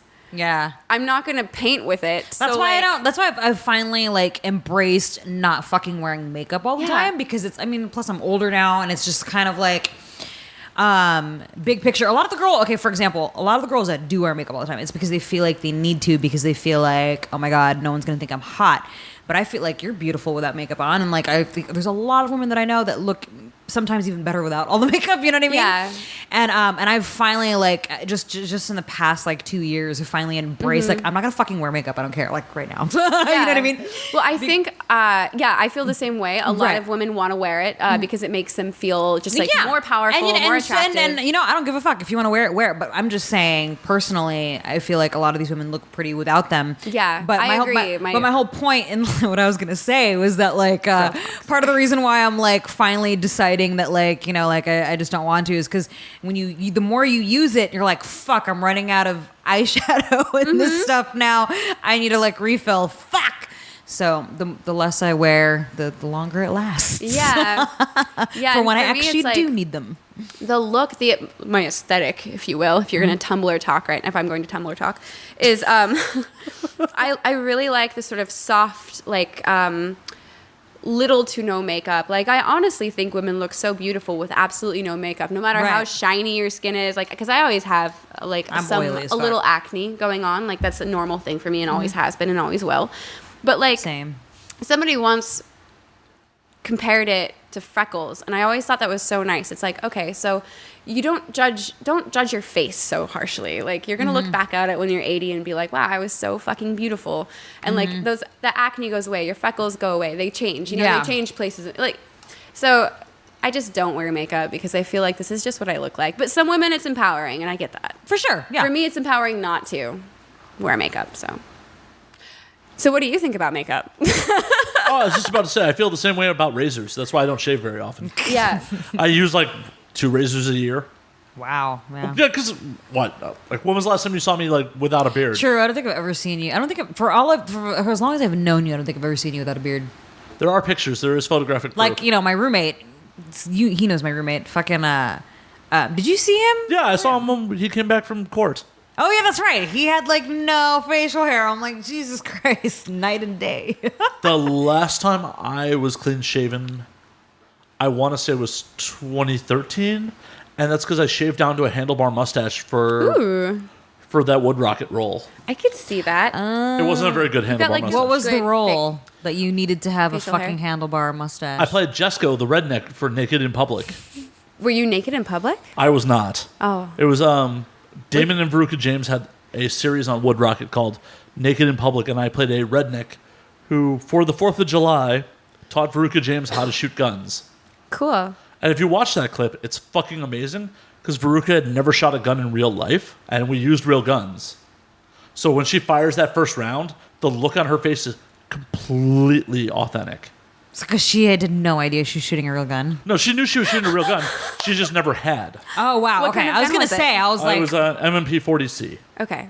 I have no idea what that I means. want to go actually. shooting again. I miss it. Let me know when you want to go. We should go. I don't even like shooting guns. Like, I don't know. I just think it's kind of boring. And also, rifles hurt. They just leave bruises all over me. But shooting, I guess, could be fun. I shot an AK-47 once. Nice. Yeah, but I didn't realize it was going to be so easy because I had been shooting, like, rifles and handguns. And so I was out with that metal band shitty. They're like, we have guns in your back. And I was like, well, since you have guns, we should probably shoot the AK-47 that you have illegally in our back seat, like, super illegally. Smart plan. Depleting all their ammo so they can't shoot you. Yeah, so we took it out. Oh, God, this is supposed to be top secret, but I'm just going to tell it to the world. So we went out into, like, a fucking cattle field. There were no cattle. Don't worry. No cattle were injured at all, but I was 16 and stupid, and I probably should have been thinking a little bit more, being like, somebody, like, a cattle could be there.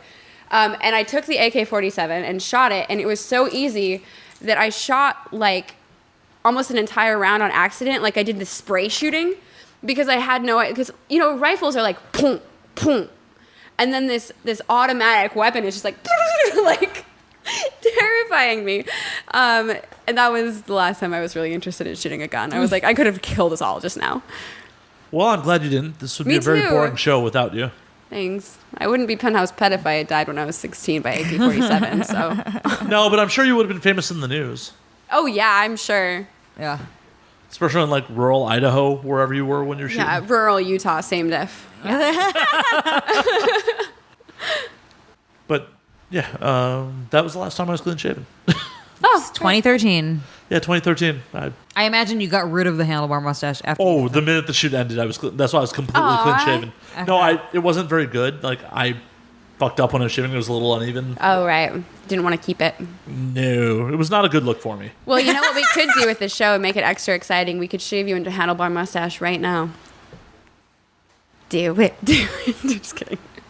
I'm so game. Okay. Right? See? Yeah, I'm going to trust 2 women that are Okay. full of alcohol with a blade near my face. Take a couple more shots and we're going to shave your Just face. start with the clippers first, you know, and then. Yeah, nothing like a drunken clippers by your neck. Nothing like, hair all over the equipment. Oh, we don't have to do it right here. I mean, What are we just going to do a before and after shot? We'll just wash it off later with whiskey, don't worry. My poor laptop. Well, that is definitely a first. I've never had a guest offer to shave me before. Wait, you've had a lot of porn stars on the show, right? Oh, yeah. And they've never offered to shave you? No one has I'm offered to shave actually me. kind of weirdly surprised by that. seriously, yeah. Some people like the whole idea of shaving another person. No, we did have a civilian that wanted to fuck me if I shaved. It's true. Actually, Oh. good point. I remember that. But she did not offer to do it. She just was like, shave and I'll fuck you. I'm like, Oh yeah, she didn't offer to do it. Cool. Did you? I mean, she was too drunk to fuck. oh, right. By the end of the show, she was. Yeah. Oh, right. So she was not. She was a civilian. She was like, "Shave and I'll fuck you," but you were like, "You're wasted. Yeah. You need to drink some water and eat some bread and sleep." She was aggressively blowing me like through my pants while I was talking to Cruz about what we were trying to eat. Was the microphone by her face while she was doing it? Because that would have been cool. We were off air by that point. Okay, cool. Her breasts were in my face on air. Nice. So that holler back to episode 3. I like my crazy girls. Episode 3, that was the 4th episode. Was it? Because Dolly Lee was the 2nd, then Steve was the 3rd. Okay, it was episode 4. Episode 4. Yeah, Steve Vance did not stick his tits in my face. No, he did not stick his tits in your face. Well, shucks. Just You so anyone's have to give listening, on they're again. like, wait, episode 3? No, it was episode 4. Yeah, episode 4. But Episode 4.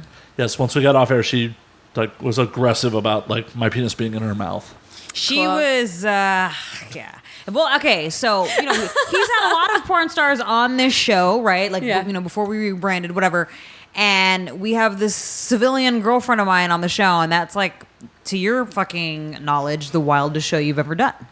Yeah, That's so funny because you would never think that. I actually.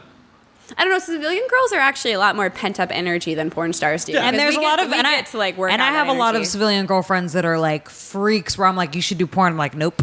Yeah. Like some of them, it's just not for them, but they're Yeah. like secret freaks in the bedroom, and I'm just like, oh my god. Okay, sorry. I got a lot of just had Scorpio memories. girlfriends Anyways, myself, so So Woohoo. crazy girls. They're Yeah, my favorite kind. Mine too. Seems to be what I attract, so. Yeah. crazy in the head, crazy in the bed. Oh. Beds. What do beds have to do with this? Yeah. Bathrooms. True, but my point. Speaking of bathrooms, can I run to the bathroom? Oh yeah, we'll pause it. Take a break. Yes. So while we were on break, we found out that Olive's outfit is completely see-through when she bends over. Yeah, I had no idea. You can see my butthole if I bent over far enough. Excuse me. Your full-on butthole. Wow. Probably. I mean, I haven't checked I personally. think you'd have to like but spread your ass cheeks for them to see your butthole. that would be a real intense drop and pop if I I feel I like you dropped two some should change. figure this out between the two of you. Let me just bend over real quick. Also, I'm gonna grab my ass. All right, you two do that. I'll look over here. I'll look at my phone or something so I'm not... That makes so much sense though, because I was in the post office and there was this. I was bending over to drop off some mail, and there was these multiple dudes that were just like looking at me with their mouths open, like, oh, like what? And I was like, I guess this just looks really nice on me, but it's because I was bending over and they can see my ass. Like watch. I'll look away. I'll be modest. Oh, nope, that's a butt. I didn't look away. I lied. Yeah, you can kind of That's see the it. butt. Yeah, You yeah. can see my butt. Yeah. I don't actually care that much, but it's just an interesting thing to know about your clothing that it's see-through too. Yeah. Yeah. Well, I didn't see your asshole, if that makes you feel better. Well, just definitely no asshole, spread but it. definitely ass for sure. No, Yeah. there was definitely an ass there, but there was no My stink asshole star. is in there. It's just hidden at the moment. Well, I'd hope your asshole was in there. Me too. Because neither one of us are a doctor. If you don't have an asshole anymore, we can't help you poop. Oh God. God. You know what? There is a model actually who does not have a vagina. Who? God, now I have to remember her name. Holy She's not a shit. performer, right? She's not. No, she's. Oh shut my god! up. No, I feel like okay. So No, I she feel doesn't like have that a would be vagina amazing or for porn. she doesn't have a vagina or an asshole. Basically, the way I forgot the condition. What the condition is called? I can probably find her if I Google her right now. She has a hole right here, like on the left side of like where her stomach is, and it has like she wears like a patch over it. And then there's a pouch there. So that's how she shits. She shits through this hole. Like a that's in her stomach. colostomy bag? Yes, that's what it's Yeah. called. That's what it's called. And yeah, she actually did a really awesome photo shoot with one of my photographer friends, and I think that she caught. This is gonna bother me that I can't remember her name. Oh my god. Was there scat play involved? No, it was just a very, very artistic fucking photo shoot. Scott can be artistic. He was very interested in shooting her because of the fact that she doesn't have genitals, basically, and with the scar, like with the thing and everything, with her bag and all, and then I remember looking up this condition. And I saw videos of this other woman posted where she was like, so this is how I take care of stuff, and like full blown showed it in the video, and I was like, oh my god, it's very So interesting. they don't have. They're just born with no genitals. Yeah, no genitals. I'm I'm going to look this up right now. Yeah, it's crazy. I'm going to look this up right now. But do they ever have like a sexual experience then, or no? I guess, or would They it just be can't. all I mean, oral? the only holes they have are their mouth. Is their mouth. Belly button. Okay. belly button fetish, foot fetish, and boob play, and like some mouth stuff. I'm like going through what they could potentially do, but I mean, it's not. Wow, that's just like. I found her. Her name is Gabby. Oh, I don't think this is the same model he shot, but this is another model that I found. Her name is Han Gabby Odiel, a super fierce Belgian model who is open up being intersex. Intersex refers to people who are born with sex characteristics that don't fit our society's... Wait, Han, maybe this is something different. That sounds like something different. No, this is something different. Well, it's like... I specifically Googled... Oh my God, you're going to have to like edit all this shit out because I sound really fucking retarded right now. Okay.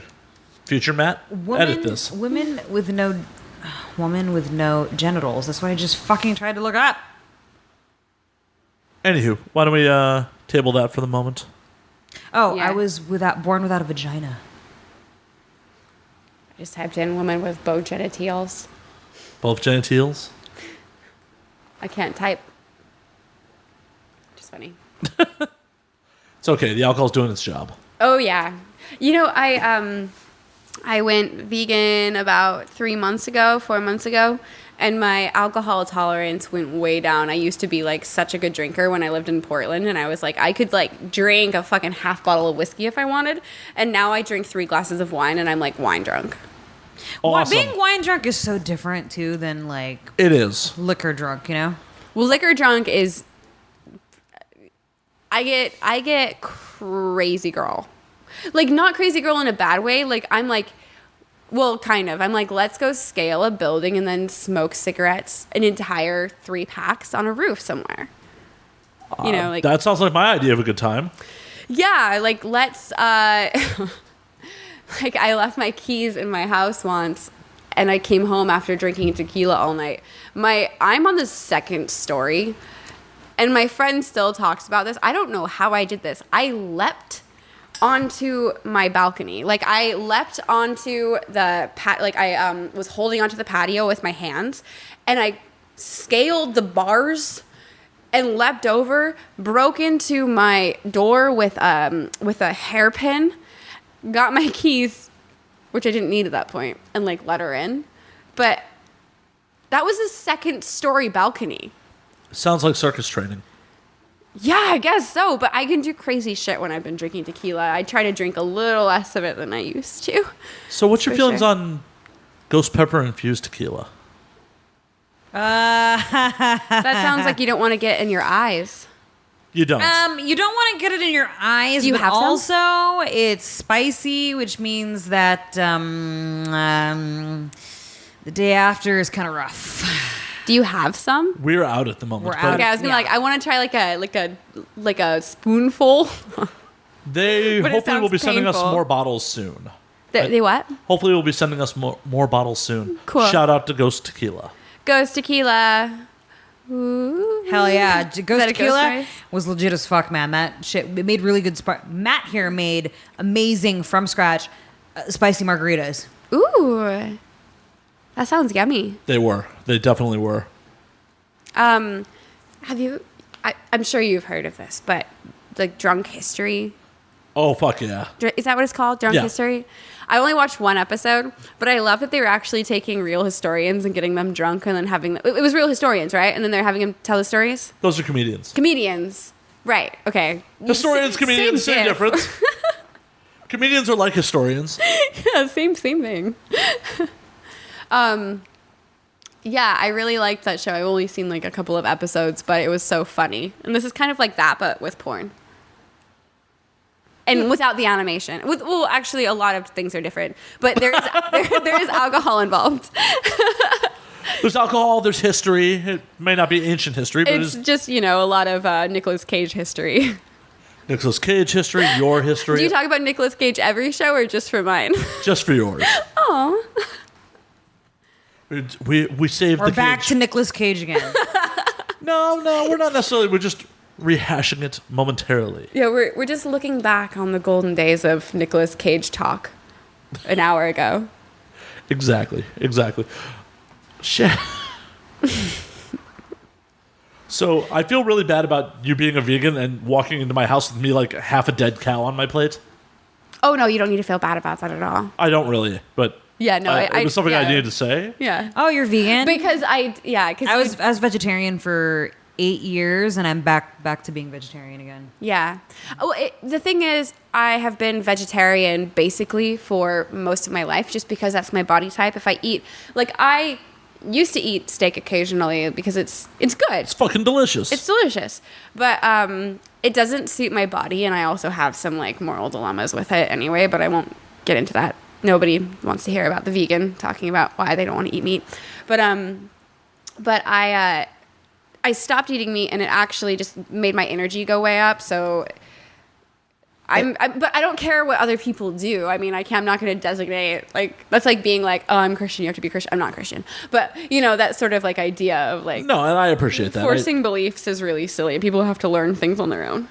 I'll never learn that cow isn't delicious. Well, I'm going to dominate this show with telling you why you should not. Kidding. How long have you been vegan?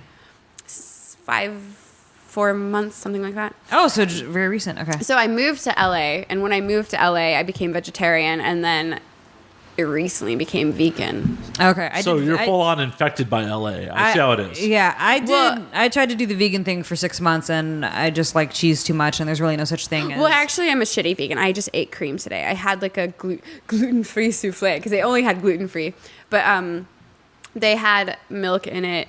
And I'm the vegan where if I order something and it has meat or dairy in it, but I wasn't aware of that, or if I'm traveling and somebody offers me food and there's something in it like dairy or meat, like, I'm not going to be like, no, fuck that, I'm not going to eat it and waste it, you know? Mm-hmm. That's You're stupid. totally going to lose your vegan powers this way. But I choose it as often as possible. Does that make sense? Like, I'm living in a world where if You're not like a religious fucking vegan. No, for example, okay, I booked myself a week-long dog sledding expedition through Svalbard, Norway this winter. Nice. Thank you. I'm doing a coffee table photography book of I'm super jealous. That's fucking rad. I'm very excited for it. Do you But need a roadie? oh my god, I would love for somebody to go with me. I'm going with a very small tour group. There's going to be 5 people, myself included, and the tour guide included. And I get my own dog sled, which I'm very excited about. And I'm bringing my different film cameras and shit. But while I'm in Svalbard, Norway, the biggest town is the town I'm going to initially be landing in. And it's 504 people. And I don't know why the 4 people, but there's 504 people. And I'm not going to go to Svalbard, Norway and be like, I'm not going to eat what you're serving me. Because I just have this assumption that when I land in Svalbard, in this town I'm going to be staying in, it's going to be a very meat-heavy diet. Some reindeer, probably. Yeah, fucking polar bear. I don't know what they eat down there.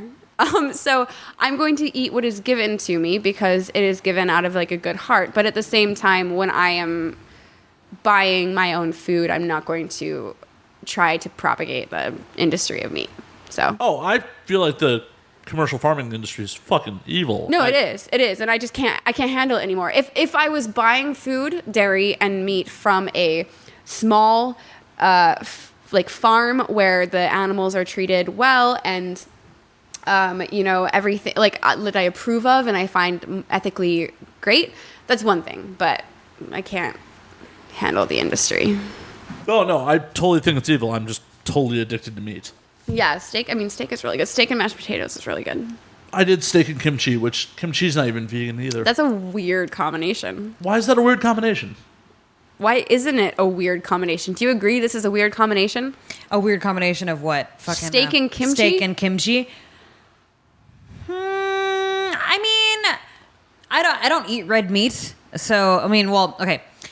We've been to Korean barbecue. I'm going back to, okay, so I was vegetarian for 8 years, and then I went back to eating meat, and then I slowly went back to, I started slowly weaning my way away from meat into pescatarianism, where I was just only eating fish, and then back straight into fucking just straight up vegetarianism. So this has only been going on for not that long because we went to Korean barbecue, like, what, a month ago? 2 months ago? Three months ago. Not even 3 months ago. Not even 3 months ago, 2 months ago. So, but I feel like, steak, and even though I don't eat steak, because even when I was eating meat, I didn't eat red meat really, but we did when we were at Korean barbecue. But no, we ate chicken. No, we do not eat chicken. Korean barbecues usually have like, but really they usually, awesome but king mushrooms. kimchi mixed with steak is like a common thing in like Korean fucking cuisine and shit like that. Yeah, I mean, it probably would have been marinated more Korean if normally, but yeah, I full on had probably a pound and a half ribeye in kimchi. Yeah. I love kimchi a lot. I actually love it a lot. Super not vegan. No, it is too. You No. can get vegetarian kimchi.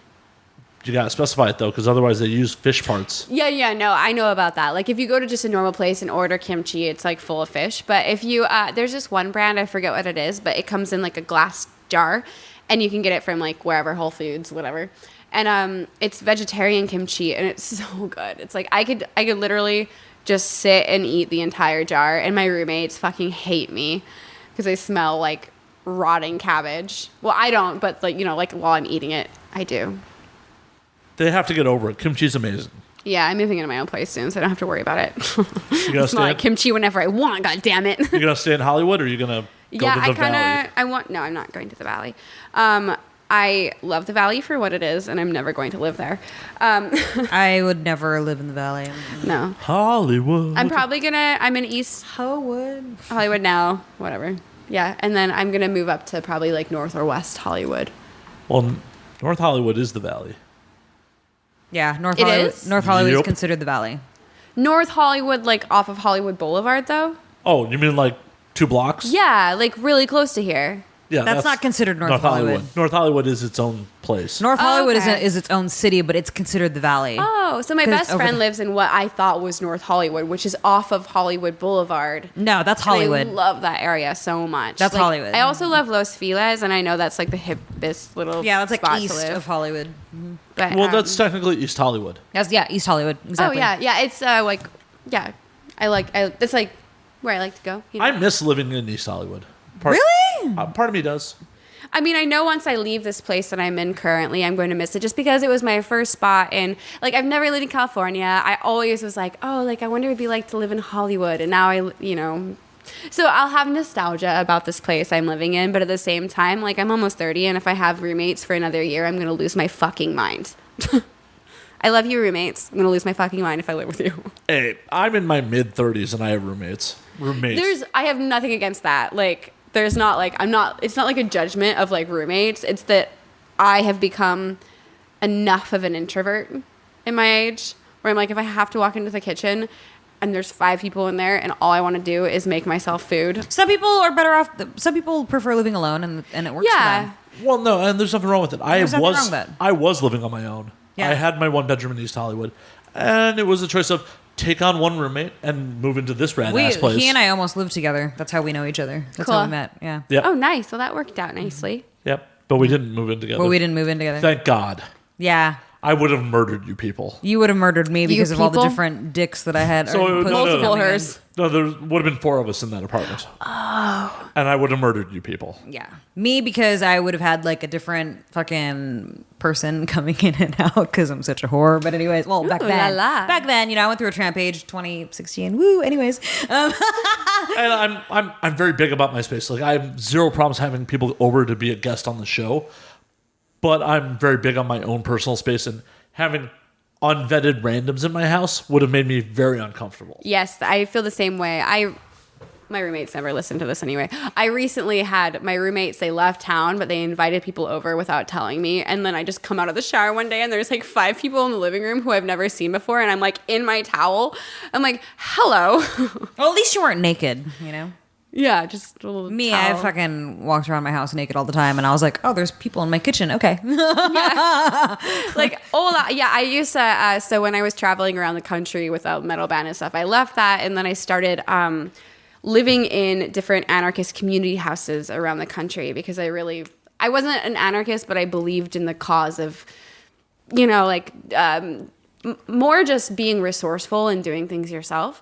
And so I lived in all of these like crazy houses where everybody was just like living in any corner that was available. And so I got really used to living with a ton of people, a ton of very smelly people. They were always dumpster diving. That's also living in Hollywood for a lot of people. Hollywood. Yeah. Oh, would. And I love doing that, but I think I've slowly become more and more of like a cat woman who just wants to talk to my cats and nobody else. How many cats do you have? Just one. I grew up with 12. Holy shit. 12 cats, no friends. I just had cats for friends. Holy shit. And now I just have one, but she's like my world. Like I fucking love this cat. Like, treat her like a princess, like she is. What's your cat's name? Shiva, the god of destruction. Oh, that's very appropriate for a feline. Yeah. It was pretty good. Like, domesticated house cats are amazing predators. They are. She keeps all the moths out of my bedroom. She's very good at that. Ooh, She that's eats. good. She fully eats moths. I have moths in my house, but I put traps up so they go, because I have an aviary with like birds. Oh wow. There's now 9, I think. There was 6. Now there's 9. Because they like to fuck. They like to fuck, and then I'm like, fuck, there's a egg that hatched, and now I can't do anything about it. What kind of birds? Cockatiels. Ooh. Yeah. They're very smart. They're like kind of like parrots. They can whistle the theme song to the Andy Griffith Show. Do do do do do do. Yeah. They'll whistle it, and then they'll be like, Cute.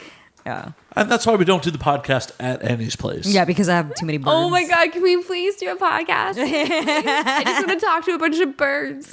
Yeah, we originally did a sound check at Annie's. I'm just like... Because we were trying to figure out like where This we're is going to do the impossible. podcast, and then we were like, oh, come to my house, and then I was like, fuck, because we usually do it at night, we record Yeah. at night, and the birds are very nocturnal. Like they're not nocturnal, excuse me. They're usually like winding down by nightfall. They're like, Yeah. okay, it's time to go to bed. You know what I mean? But like he came over and they're just like, and I'm like, sorry, dude, I have a lot I of can't birds. whistle. I'm sure that is super not annoying for the audience. Let's all try to whistle for the next 10 You know, minutes. it's funny. I only just recently, and by recently I mean like maybe like 5 years ago, learned how to whistle. Really? Yeah. Teach me I your could ways. never whistle before, and it just kind of happened. I was like, how did I do that? I just make this really weird noise, like. Apologies to the audience. They're like, you guys are annoying. Like, we're turning this off And now. when by you guys, they No. mean me. They're like, Cruz, shut up. I don't think the audience is telling you to shut up. According to our iTunes reviews, they're telling me to shut up. Hey, man, we're getting more and more listeners now that we're going to get fucking haters. I love haters. That means we're Oh my doing God. something right, yo. My Instagram, ever since I became a penthouse pet, like I always had this like really solid, like really fucking sweet base of Instagram followers. And then I became a penthouse pet, and like my followers have grown exponentially, and they're all super rad for the most part. But I have been getting the weirdest direct messages from people that I have ever seen in my entire life. Just like, Can you break out a couple of them? But weird, like how weird? Like Yeah, them- break out a couple like, of them. I want to hear them. well, Yeah. there's obviously, I've only received like 3 dick pics ever. Oh no, I could make a coffee table book with how many dick pics I have get. only gotten like 3 in my entire life, but I got one. I got one that was like, I'd be terrified if they were listening, because some of them I think are meant to be sweet, but they're like really No, weird. if someone sends you a dick pic, they're not trying to Oh be no, sweet. not the dick pic. Not Oh, the dick okay. pic ones. No, if they're sending me a dick pic, I just block them. I'm sure I have some of them, but just like really weird. Like, hey, I really like you. Can you fly to Sweden tomorrow? And I'm like, oh yeah. Or like one guy sent me 5 messages throughout 5 months. Every month he would ask me to be his. And I'm like, you've been asking me out for 5 months and we don't, like, I'm so fascinated by the psychology of some of these like strange messages I get on Instagram. I'm just like, what would it be like to see the world through your eyes for like 5 minutes? Like, you ask me every month to be your girlfriend. No. It sounded like he was asking you to be his property, not his girlfriend. Yeah. Yeah, I have one guy who has relentlessly tried to ask me for my hand in marriage, and he's being dead fucking serious. Like, hey, I think you could use a guy like me. This and that. I've kept all the messages too, and I'm like, dude, I'm not gonna fucking marry some random dude I just met that doesn't even know me. That's like from the internet. You know what I mean? Yeah, but I'm not like the other guys. Like, he would be very like very defensive and be like, I'm not like these other fucking guys. I'm not just a fan. This and that. And I'm like, yeah, I'm pretty sure you are though. I'm like, but you've never met me, and you're asking me to marry you. Like, what the fuck is wrong with you? Yeah. Cruz, if you married him, he would be wildly disappointed when he found out what it's like to actually marry you. Fight. Like, holy fuck. But seriously, same here. Like they're like, oh, like you crazy. Like, I don't know what they expect from me. Well, they expect whatever they're projecting that their idea of you is. Yeah. I'm like, I don't know what you're expecting from me, but like, I like to watch Rick and Morty at home while eating ramen and cuddling my cat. Do you like to do that? I don't know. Well, the problem that's pretty is much what we were doing before the show We, started. yeah, it's great. That's like my favorite thing to do. We have fans that are very quick to dehumanize us because all they know is the porn that they watch. Yeah, exactly. So they think You see a dick in me and you're like, oh, this is my new fantasy. They instantly And- just equate us to being these fucking sex objects that fucking just fuck 24/7, and we want to be given these dick pics, and we also want to be spoken in a certain way. Yeah. Because the difference is, I've actually met these people in real, not my fans on like Instagram, but like when I was you know, like dating and stuff like that. When I went through my tramp page or whatever, I was meeting guys constantly that knew who I was but wouldn't tell me. Like, I was unaware that they knew, and then they would be very quick to fucking treat me in a certain way, and I'm like, dude, I'm a human being. Yeah. Like, you know what I mean? And that's the problem with the fans. It's a similar thing. I meet people in real life that I'm trying to go out with and have a good time with. God forbid I'm just trying to fucking like date around and have fun. These guys, there's a reason why I could never like be in relationships with these people, because of the way they fucking treat me. Yeah. It's like, I need to change my name and speak in a weird accent for fucking people. I have done that. You know?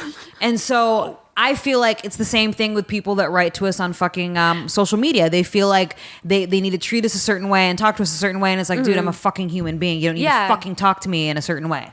I Just wholly chill. agree, but I want to hear that story. Yeah, go ahead. Go ahead. Okay, yeah. No, I fully agree with what you're saying. And I've gone to places before where people come up to me who are, like I said, I have a lot of amazing fans, but I also get some like really fucking shitty ones. And sometimes they also live in LA, and sometimes they're at the same bar I'm at. And so they're like, oh, you're Olive. And one guy in particular was like not sober, not polite. He's like, oh, you're Olive. And I was like, I adopted this like totally weird accent. I was at the Blue Room in Burbank, random fucking spot. And he comes up, he's like, you're Olive Glass. And I was like, I don't know of what you speak. I am a French woman.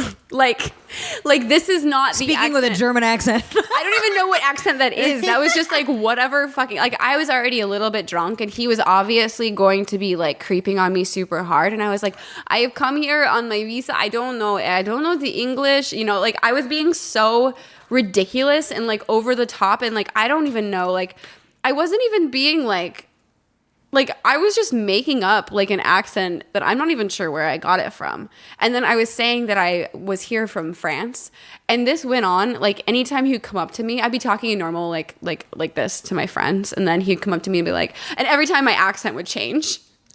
But he was drunk enough he didn't notice, and my friend was just like, what is going on right now? And I was like, oh no, he thinks I'm Cassandra from France. Just like let that go. Like so bad. And so I did I've done that before. Like I think I was just enough drunk that like I wasn't, my brain just automatically did that. I was like, no, I'm not Olive, I'm Cassandra. I was a receptionist in France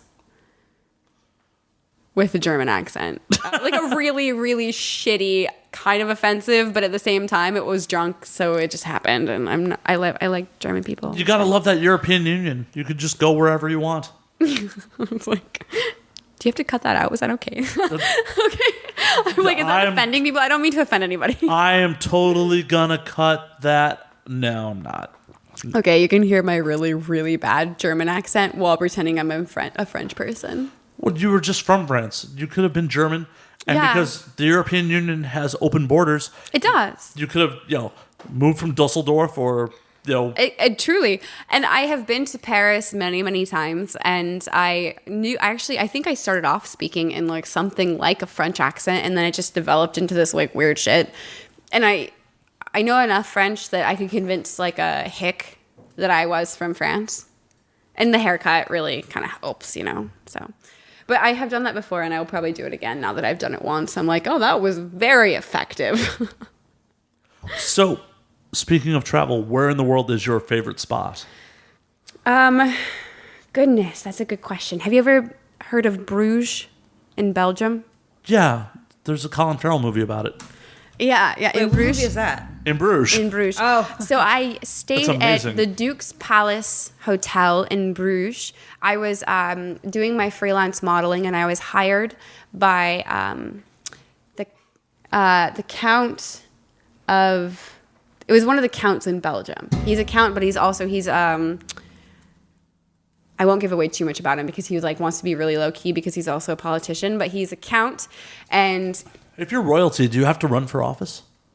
I don't know. I didn't ask him about politics. I just Well, felt he's like a that count. was yeah, he probably was just he was like the CEO of like a cookie factory. He was an amazing man. So we shot there just some like art nude modeling stuff with me and 3 other friends, and he money isn't a thing for him, and so he was just like, oh, come to Belgium. I'm gonna put you up in the Duke's Palace Hotel, which is the most amazing hotel it's actually a palace that they've turned into a hotel, and you can stay here, shoot. I'll pay your day rate every day, and then I'm going to fly you wherever in the world you want to go, and then I'm going to fly you home. And it was like a once in a lifetime opportunity of just like grandeur. Like, he was such a gentleman, such an amazing artist. And then we shot, and it was great. The photos are beautiful. And then he flew me to Paris and put me up and right next to the Eiffel Tower. And then flew me back to Oregon. And it was fantastic. It was like one of the best. So I loved Bruges, and I love Montmartre in Paris. I also love Reykjavik in Iceland. Oh, I've been there. I did a layover in Reykjavik when I it's when so I went wonderful. to fucking London, and then when I came back from Australia. I still haven't been to Iceland. Oh wait, no, I didn't stop in Iceland on the way back from Australia. Never mind. Yeah, Going to London though. Yeah, no, you London stopped is very cool too. You stopped Yeah, in I the loved Middle it East there. on the way back from Australia. That's right. Yep. You've told the I story. always remember that. I remember that now. I was like, wait a minute now, huh? I thought Yeah. London was just okay. I think I was only in London for 4 hours, and I have this ongoing romance with the history of London and Anne Boleyn, and like all the women who were bad women, and so I got to go visit all these like historic places within 4 hours, and then I went to Nottingham, so I just in and out, When did you go to London? I was in London for 10 days in 2014. Mm-hmm. My sister used to live there, so I went there, met my niece, did a lot of drinking on my own. Oh yeah, England's great for drinking. Oh yeah. Oh my God. I finger banged some dude's mother in front of him. Oh my God. No. So I'm in Camden. Are you sure you're not a porn performer? No, I just act like one sometimes. I'm in Camden Town. I'm drinking. I forgot the name of the bar I'm drinking in. Was it the World's End? It might have been At actually. the World's End? At the World's End? Oh, I've been there. Yeah. And this metalhead dude, some cute goth chick, and an older but attractive woman roll up to the bar right next to me. And I'm just drinking by myself. A MILF, if you will. A MILF, indeed. And I don't even remember how the conversation started. But I start talking to the 3 of them. They're like, oh my God, an American. Really? Is it that unique? That's amazing. It is, to a degree. Yeah, I understand, I guess. And all of a sudden, I am making out with this woman, like the older woman. And it turns out that she is the metalhead dude's mother, and he is on a first date with this girl. Oh my God. And mom was God. throwing herself at me because she was afraid that I was going to try to steal her son's date. Wow. Really? Yeah. What a diplomatic mother. Well, strategic is the word I'm trying to look for here. But yeah, totally digitally penetrated her at the bar. That's amazing. Because she was trying to save her son's date. No, I mean, once we started going at it, we were going at She it. was into it. Yeah, obviously. Yeah. No, she invited me back out to wherever the fuck they lived outside of London. I was just kind of like, I'm okay. Like, Yeah. if it's not happening tonight, I'm cool. Yeah. Yeah, you're traveling. You Yeah. want to keep your options open. Yeah, and I'm not about to commute fucking hours on train. No. Hours on train for what, when I was drunk, would sound like a good time. When I'm sober, might not have been, especially because more I talk to her, it's like, oh, you're maybe attractive, but you may not be the brightest woman I've ever met. Oh my god. Well, she was with her son on his first date with another woman. So Can you imagine going on a first date with somebody and their mother is there? No. But she sounds like she was hot, so that's fun. No, she was hot. She was a lot of fun, but it was still like, I feel like if I had gone out to the country, wherever the fuck they lived, it would have gotten super weird. Yeah. Maybe not in a good way. If I went on a date with somebody and they brought their mother along, I would probably ditch before I even sat down with them, to be quite honest. Hey, her son did well. His date was fucking hot. That's I really good. was going to try to pick her up. I'm sorry, the mom mom didn't know what knew. she was doing. Mom smelled blood in the water. Like, nope. Yeah. This guy's going to cock block my son. Get it. Yeah. Where was that, you said? London? That was in Camden Town. In Camden London. Town. Okay, I haven't been there. It's like the rock and roll neighborhood. Sweet. Yeah, it's like total like where punk rock fucking was born. Yeah, nice. Yeah, Camden Town. I just recently went to Nottingham for the first time, and I went to the castle and the oldest pub in England that Robin Hood went to. The real Robin Hood went to this pub. He's a real person. Robin I of had no idea. Locksley? Yeah, he. Wait, is that Yeah. his name? Yeah, Robin Hood. I don't know. But he went to this pub that is carved into a cave that was built into the castle. Mm-hmm.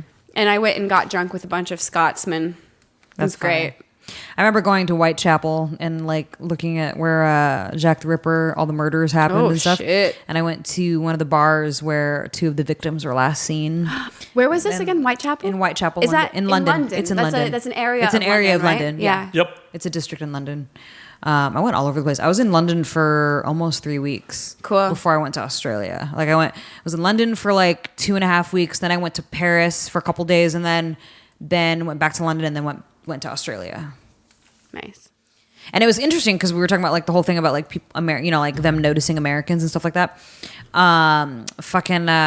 This was in January when 45 was being inaugurated, and everybody that like found out that I was American, they kept asking me about it. I'm like, don't fucking ask me about that shit. I'm not in America right now, man. Okay, I'm out of the country for a reason. Yeah, totally. Oh my God, I felt the same way. Like, when you leave the country around that time, like, because I was in Norwich, London, Nottingham, and then I was in Glenmorangie. I'm sorry, I wasn't in Glenmorangie. That's my favorite Scotch. I was in Grattan-on-Spey, and then I was in Glasgow, all at the same time. Okay.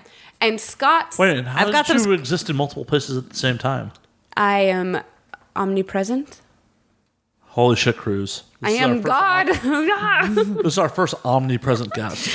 Omnipresent porn star, too. I can be fucking multiple people in multiple countries at the same time. Are you getting laid right now? I am. I think so. I'm orgasming as I speak. It's a pretty mild orgasm. Someone needs to put in some more work. But I went to Scotland, and Scottish people don't like Trump. They just don't like him. I don't think there's any. When I went to Australia, the Aussies don't like him. Yeah. Everywhere that I was, nobody fucking likes him. Thankfully, Well, the Cubans didn't ask me about it. Scotland has been suing Trump for decades now. Oh, there's a fucking documentary Yeah. that they did where he was trying to like turn The golf land into courses. fucking golf courses Yeah. and stuff like that. And there was one They hate guy. him. They There was hate a him. Scotsman that won an award. It was like some kind of like award. I forgot what it was called, but something of the year, because he stood up to him and was like, "You're not fucking turning my goddamn land into a golf course, man." I saw that part of the documentary, Yeah. and I was like, slow clap, like, yes. So I went to Scotland, and I was staying in, I rented a cottage next to this ancient castle about 3 miles away from a village called Grattan-on-Spey. And I stayed there for a week by myself. It was one of the best experiences of my life. I really needed it. And I would walk into town every day to get a pasty pie and a bottle of wine. And then I'd go back and make a fire. And I had a spinning wheel and I would spin wool. That's what I did for like... Really? Yeah, like legit. Like they had one in the backyard. And so I brought it into the house. But I went to the bookstore and I got a couple of books to read because I didn't have Wi-Fi or, anything. And she's like, oh, you're like the lady who owned the store. She's like, oh, you're an American. And you're like a 20-something. And I was like, yeah. And she was like, I feel for you right now. Like, I understand the millennials going through this time right now with your president. And it's difficult for everyone. So it was really nice to leave the country at that point in time. Because in England, everybody's just like, oh, so what do you think of the president? And I was like... I want to die right now, quite honestly. Like, I don't know if it's okay to talk about politics here, but like...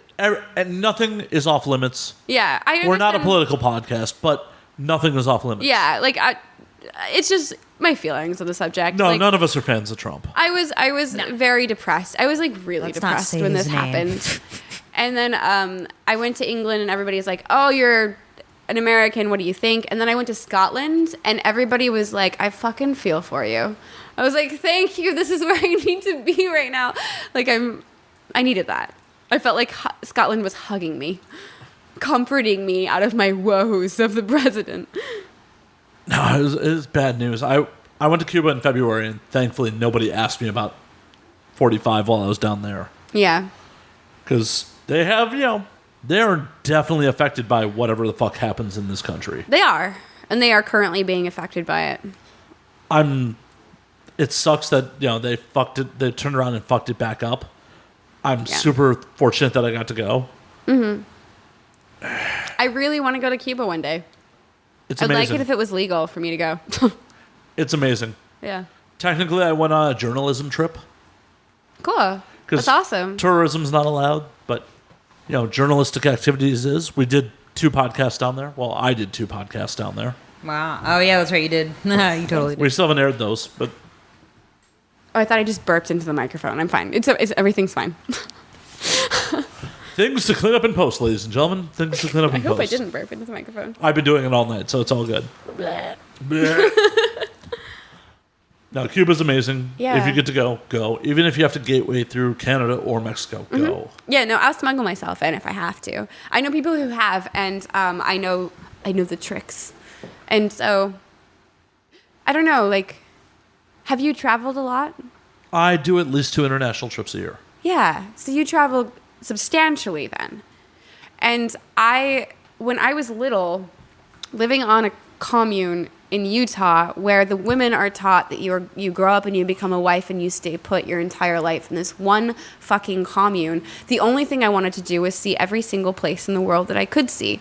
And so my goal has been to go everywhere I want to go in the world, and that's not going to stop because of fucking president.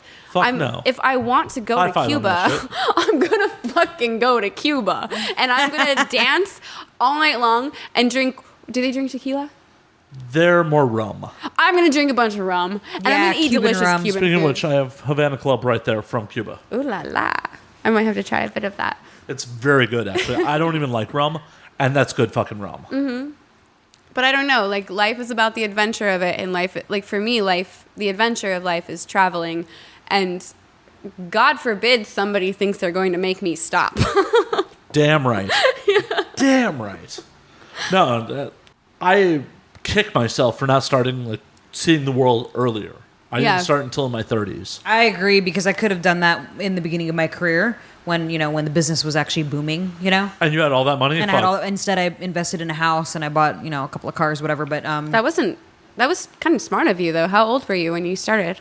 In the business? I was 18. God, if I was 18 and investing in a house, a fucking genius. When I invested in a house, I was 20. Yeah, 20. That's brilliant. But this was back in 2005 when the business was people were Still actually booming. making money. You know what I mean? Yeah. I don't know. I've been a property owner. I'll probably never own again. Why? Yeah. I'm not leaving it to anyone. Who cares if I pay rent or pay a mortgage? I'd rather... My mortgage was $4 G's a month. Yeah, fuck that. 4Gs a month. Do you know how much of the world you could have seen in 2005 on 4Gs? Well, that was the thing. Like, I went to Jamaica twice, which was great, whatever. But, it's like, okay, I should have gone to fucking Europe instead of seeing Jamaica a second time. You know what I mean? If someone says the words to me all-inclusive, I'm out. Yeah. That's not traveling. Well, the only time I've actually done that is because I'm going to the Arctic, and it was all-inclusive, like housing, gear, things like that. And then I'm like, fucking all-inclusive because I don't know what I'm doing, and I could die here. Fair enough. But otherwise, it's when you're in like Cancun or some shit. Oh, God. That sounds painful. That sounds like a lot of, like, baby boomer swingers. No offense to the baby boomer swingers, but, like, kind of offense to them. Offense intended. Like, yeah. People that go on cruises, I don't want to go on America on a boat. That actually, the thought of that brings up the flavor of vomit in my mouth. Like, that's what I think about when I think about going on all American white people cruise to like some Caribbean island, and I'm like, that makes me think about drinking so many margaritas with too much sugar in them that I vomit in my mouth. Here's the thing. I will not go on a cruise where there's families and kids and stuff. The only cruise I've ever had... won't go on a cruise? The only cruise I've ever had fun on is the Candy Cruise, which they don't do that anymore. It was Candy Cruise? It was with a K. 21 plus. They're the ones that do like the Playboy Candy Halloween fucking parties and that stuff like that. Sounds like drugs. So like, well, there was a lot of drugs on the boat. I'll tell you that much. Candy Cruise with a K just sounds like a rave. Candy Cruise. It was definitely not a rave, but I mean, there was parts of the ship where they had like DJs and stuff like that. But the bottom line is, the main point is that you had to be 21 to get on this fucking ship. It was not a family friendly fucking boat. It was a party boat basically. And it went to Mexico. And I remembered having threesomes and hooking up with fucking people and having a good old fucking time on this fucking boat. They had different themes each night. They don't have it anymore because this was, I think, the last one. Anyway, it doesn't matter. The bottom line is... rampant gonorrhea? This was... No. This was... swine flu was fucking becoming rampant. Oh, I remember that. Was like, what, 2011? I got swine flu. Did you? Oh, my God. Yeah. I had to go to the ER. I turned blue. Holy shit. Well, that's why they stopped it, because it was a fucking cruise that went to Mexico, and then they stopped it, and then the last one they did was everybody got swine flu during their threesomes. 2011, and that was the last one I went. I went on the last one that they had, and it was so much fun because it was like all adults only, I like didn't mind venturing off on my own for my friends because there was so many fucking people that I would become friends with and shit like that. What? It's not for me. I'd rather be out in a city. No, I agree. I people. agree. But they don't have this fucking cruise anymore. But that's the only kind of cruise I'm down for, because it's 21 plus, adults only. Because I've been on cruises before where, like it's a Carnival cruise where you're going to wherever, and then there's like kids and shit, and I'm like, why am I here right now? You don't figure out local currencies or how to communicate with people, or... So I actually have this thing like once every year, once every month I do something small that's new that I've never done before. Once every year I do a big trip. Excuse me. But so I actually really want to go on a cruise one day, because it's like, what, $300 all inclusive? No, they're generally much more than that. I saw you can go to Miami, get on a cruise to the Bahamas for like $300. Oh yeah, to the Bahamas. It's like, what, 20 miles? Yeah, seriously. But like, I want to try it out because it's like the Titanic on acid. And I just want to go, and if I hate it, then I hate it, but at least I know. At least I'm experiencing it and not like finding out through other people. Like, I really like experiencing things, even if I hate it. It's not a worthless experience if you are doing something new. I agree, but I have finite time that I can spend abroad. Mm-hmm. I rather travel somewhere new, get local currency, party with locals, get weird. Oh yeah, for sure. I mean, that's ideal. That's why I haven't gone on a cruise yet, because if you have enough money for a cruise, you probably have enough money to go experience the local culture of some place that's really awesome. No, you definitely do. Airfare to Cuba, when it was legal, was only $336 round trip from Is that when you went? No. Yeah. Oh my God. And it's illegal again now, right? Like as of a couple of weeks ago. We can't fucking go.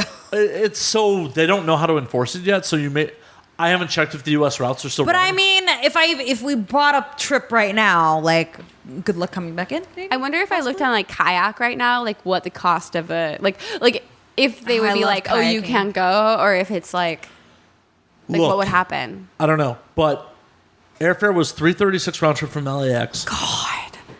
I want. A 9-bedroom, 10-bath mansion outside of Havana was $540 a night. No. With a staff. It had a fucking staff. So that's actually really similar to some places in Scotland where you can rent. You don't get the staff with it, but you can rent an entire castle for like $300 a night, and it has like 12 bedrooms. And if you get people to like, if you bring a party to Scotland, yeah, no, we went 10 deep to Cuba. That's amazing. I really, really want to go to Cuba. I think the history is fascinating. I think the people are beautiful. The food is delicious. Oh, the dancing. I just want to go dance. When we get off air, I'll show you footage of us in a Cuban jazz club. Yeah. I want to see. I went to the American Virgin Islands in December of this year, and it was the first time I actually sailed my own schooner. Sure. I sailed a boat. Out of port into rocky waters on my own. And I have survived. A photo of me looking like, because I was very proud of myself. I'm like in my underwear and a French maid outfit, like holding, what is it called? I don't even know the name of it. The thing that steers the boat. The rudder? The rudder. I'm holding the rudder. Wait, you're on a sailboat? And fucking French maid. I'm in a schooner. Somebody who sails, who's going to be listening to this, is going to be like... They're going to be like, you're all wrong. Because we have a huge sailing audience. Their nose is going to start bleeding as I'm trying to pronounce this. But I'm like in a French maid costume, like holding the rudder, sailing it out to port. And it was probably one of my prouder moments in life. I have a photo of me doing this, and I'm really proud of it. In a French maid outfit. In a fucking latex French maid outfit on a actual pirate boat. That's awesome. That is fucking amazing. It was really cool. It was with my friend and her sugar daddy, who was the one who flew us out, and it was great. It was so much fun. Y'all are so lucky with the sugar daddy.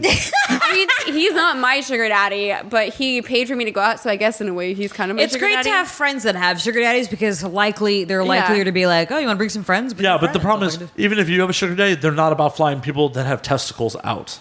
Yeah. Well, no, that's my point. She's obviously female, and her girlfriend's fucking sugar daddy was like, oh, or if their sugar daddies are about flying people that have my genitalia out, they want to see my asshole. Mm-hmm. Yeah, true. Also, yes. And I'm not about to give up that sugar for anything, small. You're not gonna give up that sugar for that zaddy. No. Piloting a schooner is not worth my asshole. Sorry. Kind of worth mine. Well, not like. In a way. Like, I'm pretty sure he probably saw my asshole at some point. Because I was naked a lot during this trip. These things happen.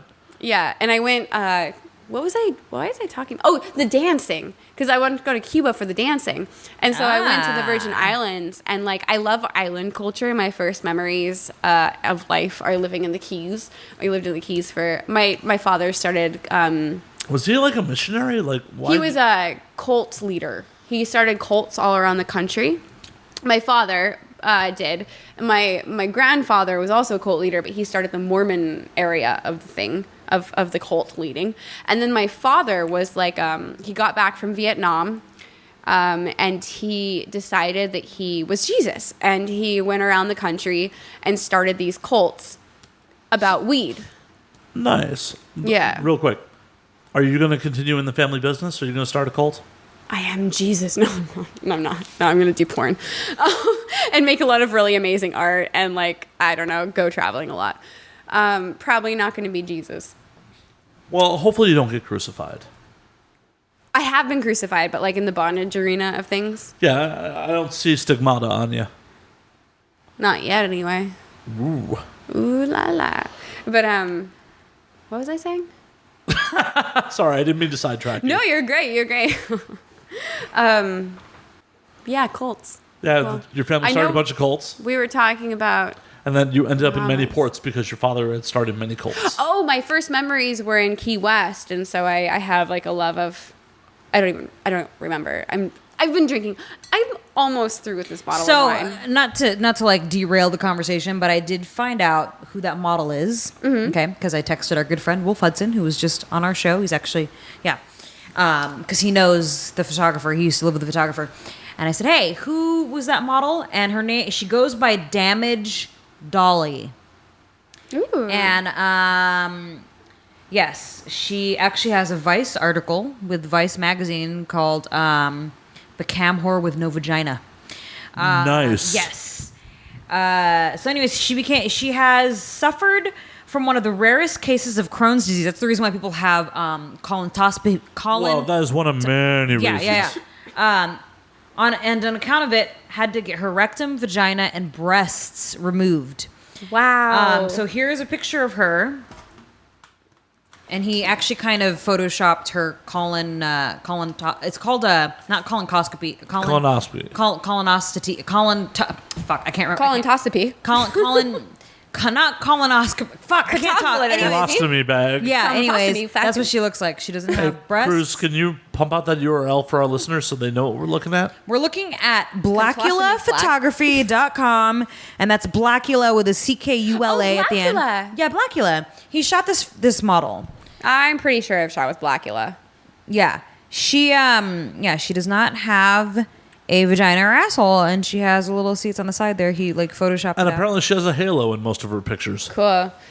So I'm pretty sure in my 7 years as a full-time art model, I have shot with Blackula. He lives in New York, or they live in New York. No, he's based in Los Angeles. Okay, I'm still pretty sure I've shot with them. Could be a super common name. No, it's not. They're well known. But that's amazing. I would love to actually see that a little bit closer. Yeah, here you can actually. My mother had a colostomy bag for almost a year, and it was one of the more difficult things in her life. And I really respect people who have that. It's a big deal. No, it totally is. I don't know how I would live. Yeah. No, she was like, wow, that's beautiful. These are beautiful images. Mm-hmm. What is this model's name again? Damaged Dolly.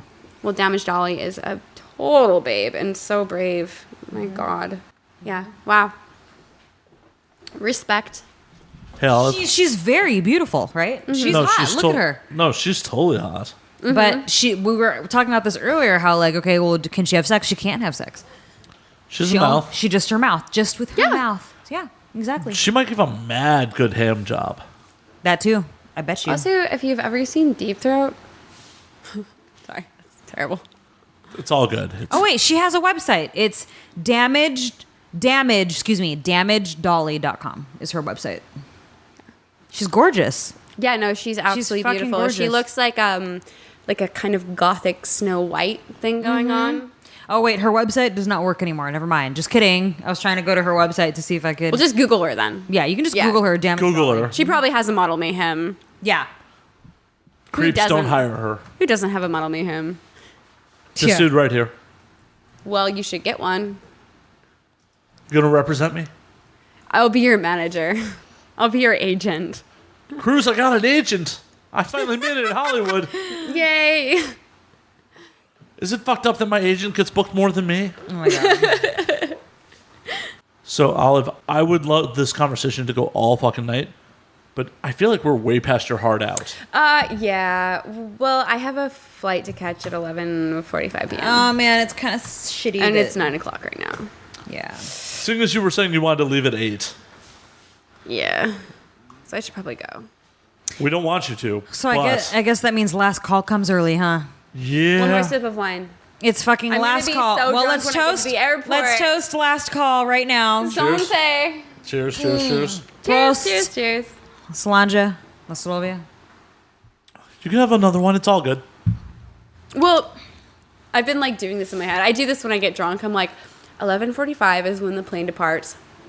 I have to be there 9:45. Not even. Time. What airlines?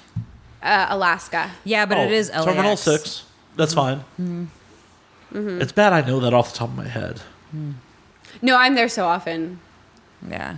Well, it is last call, so why don't you tell us where we can find you online? Yeah, you can find me on Twitter at olive_glass_. You can find me on Instagram as glassolive, all one word, just glassolive. And then I have a website, officialglassolive.com. And then, of course, I'm on my agency website as atmla.com/oliveglass.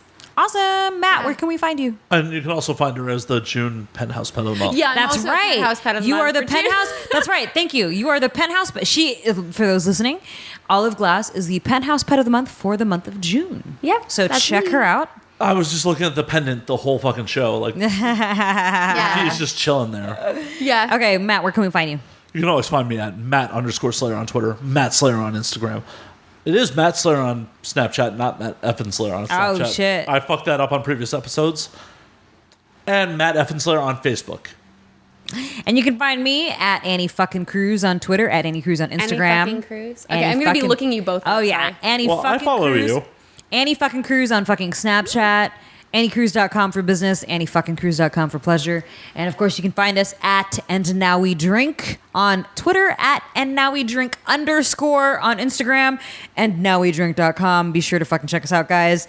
Rate us, give us some good fucking stars. Yeah, no, please do us a solid. Tell your friends. Go to iTunes. Rate us 5 stars. 5 stars will help us get to higher up in the charts. We'll bring more drinking buddies to the party. Exactly. I approve of the statement. Thank you again, Olive, for joining us tonight. All right, you guys. See you later, motherfuckers. Bye.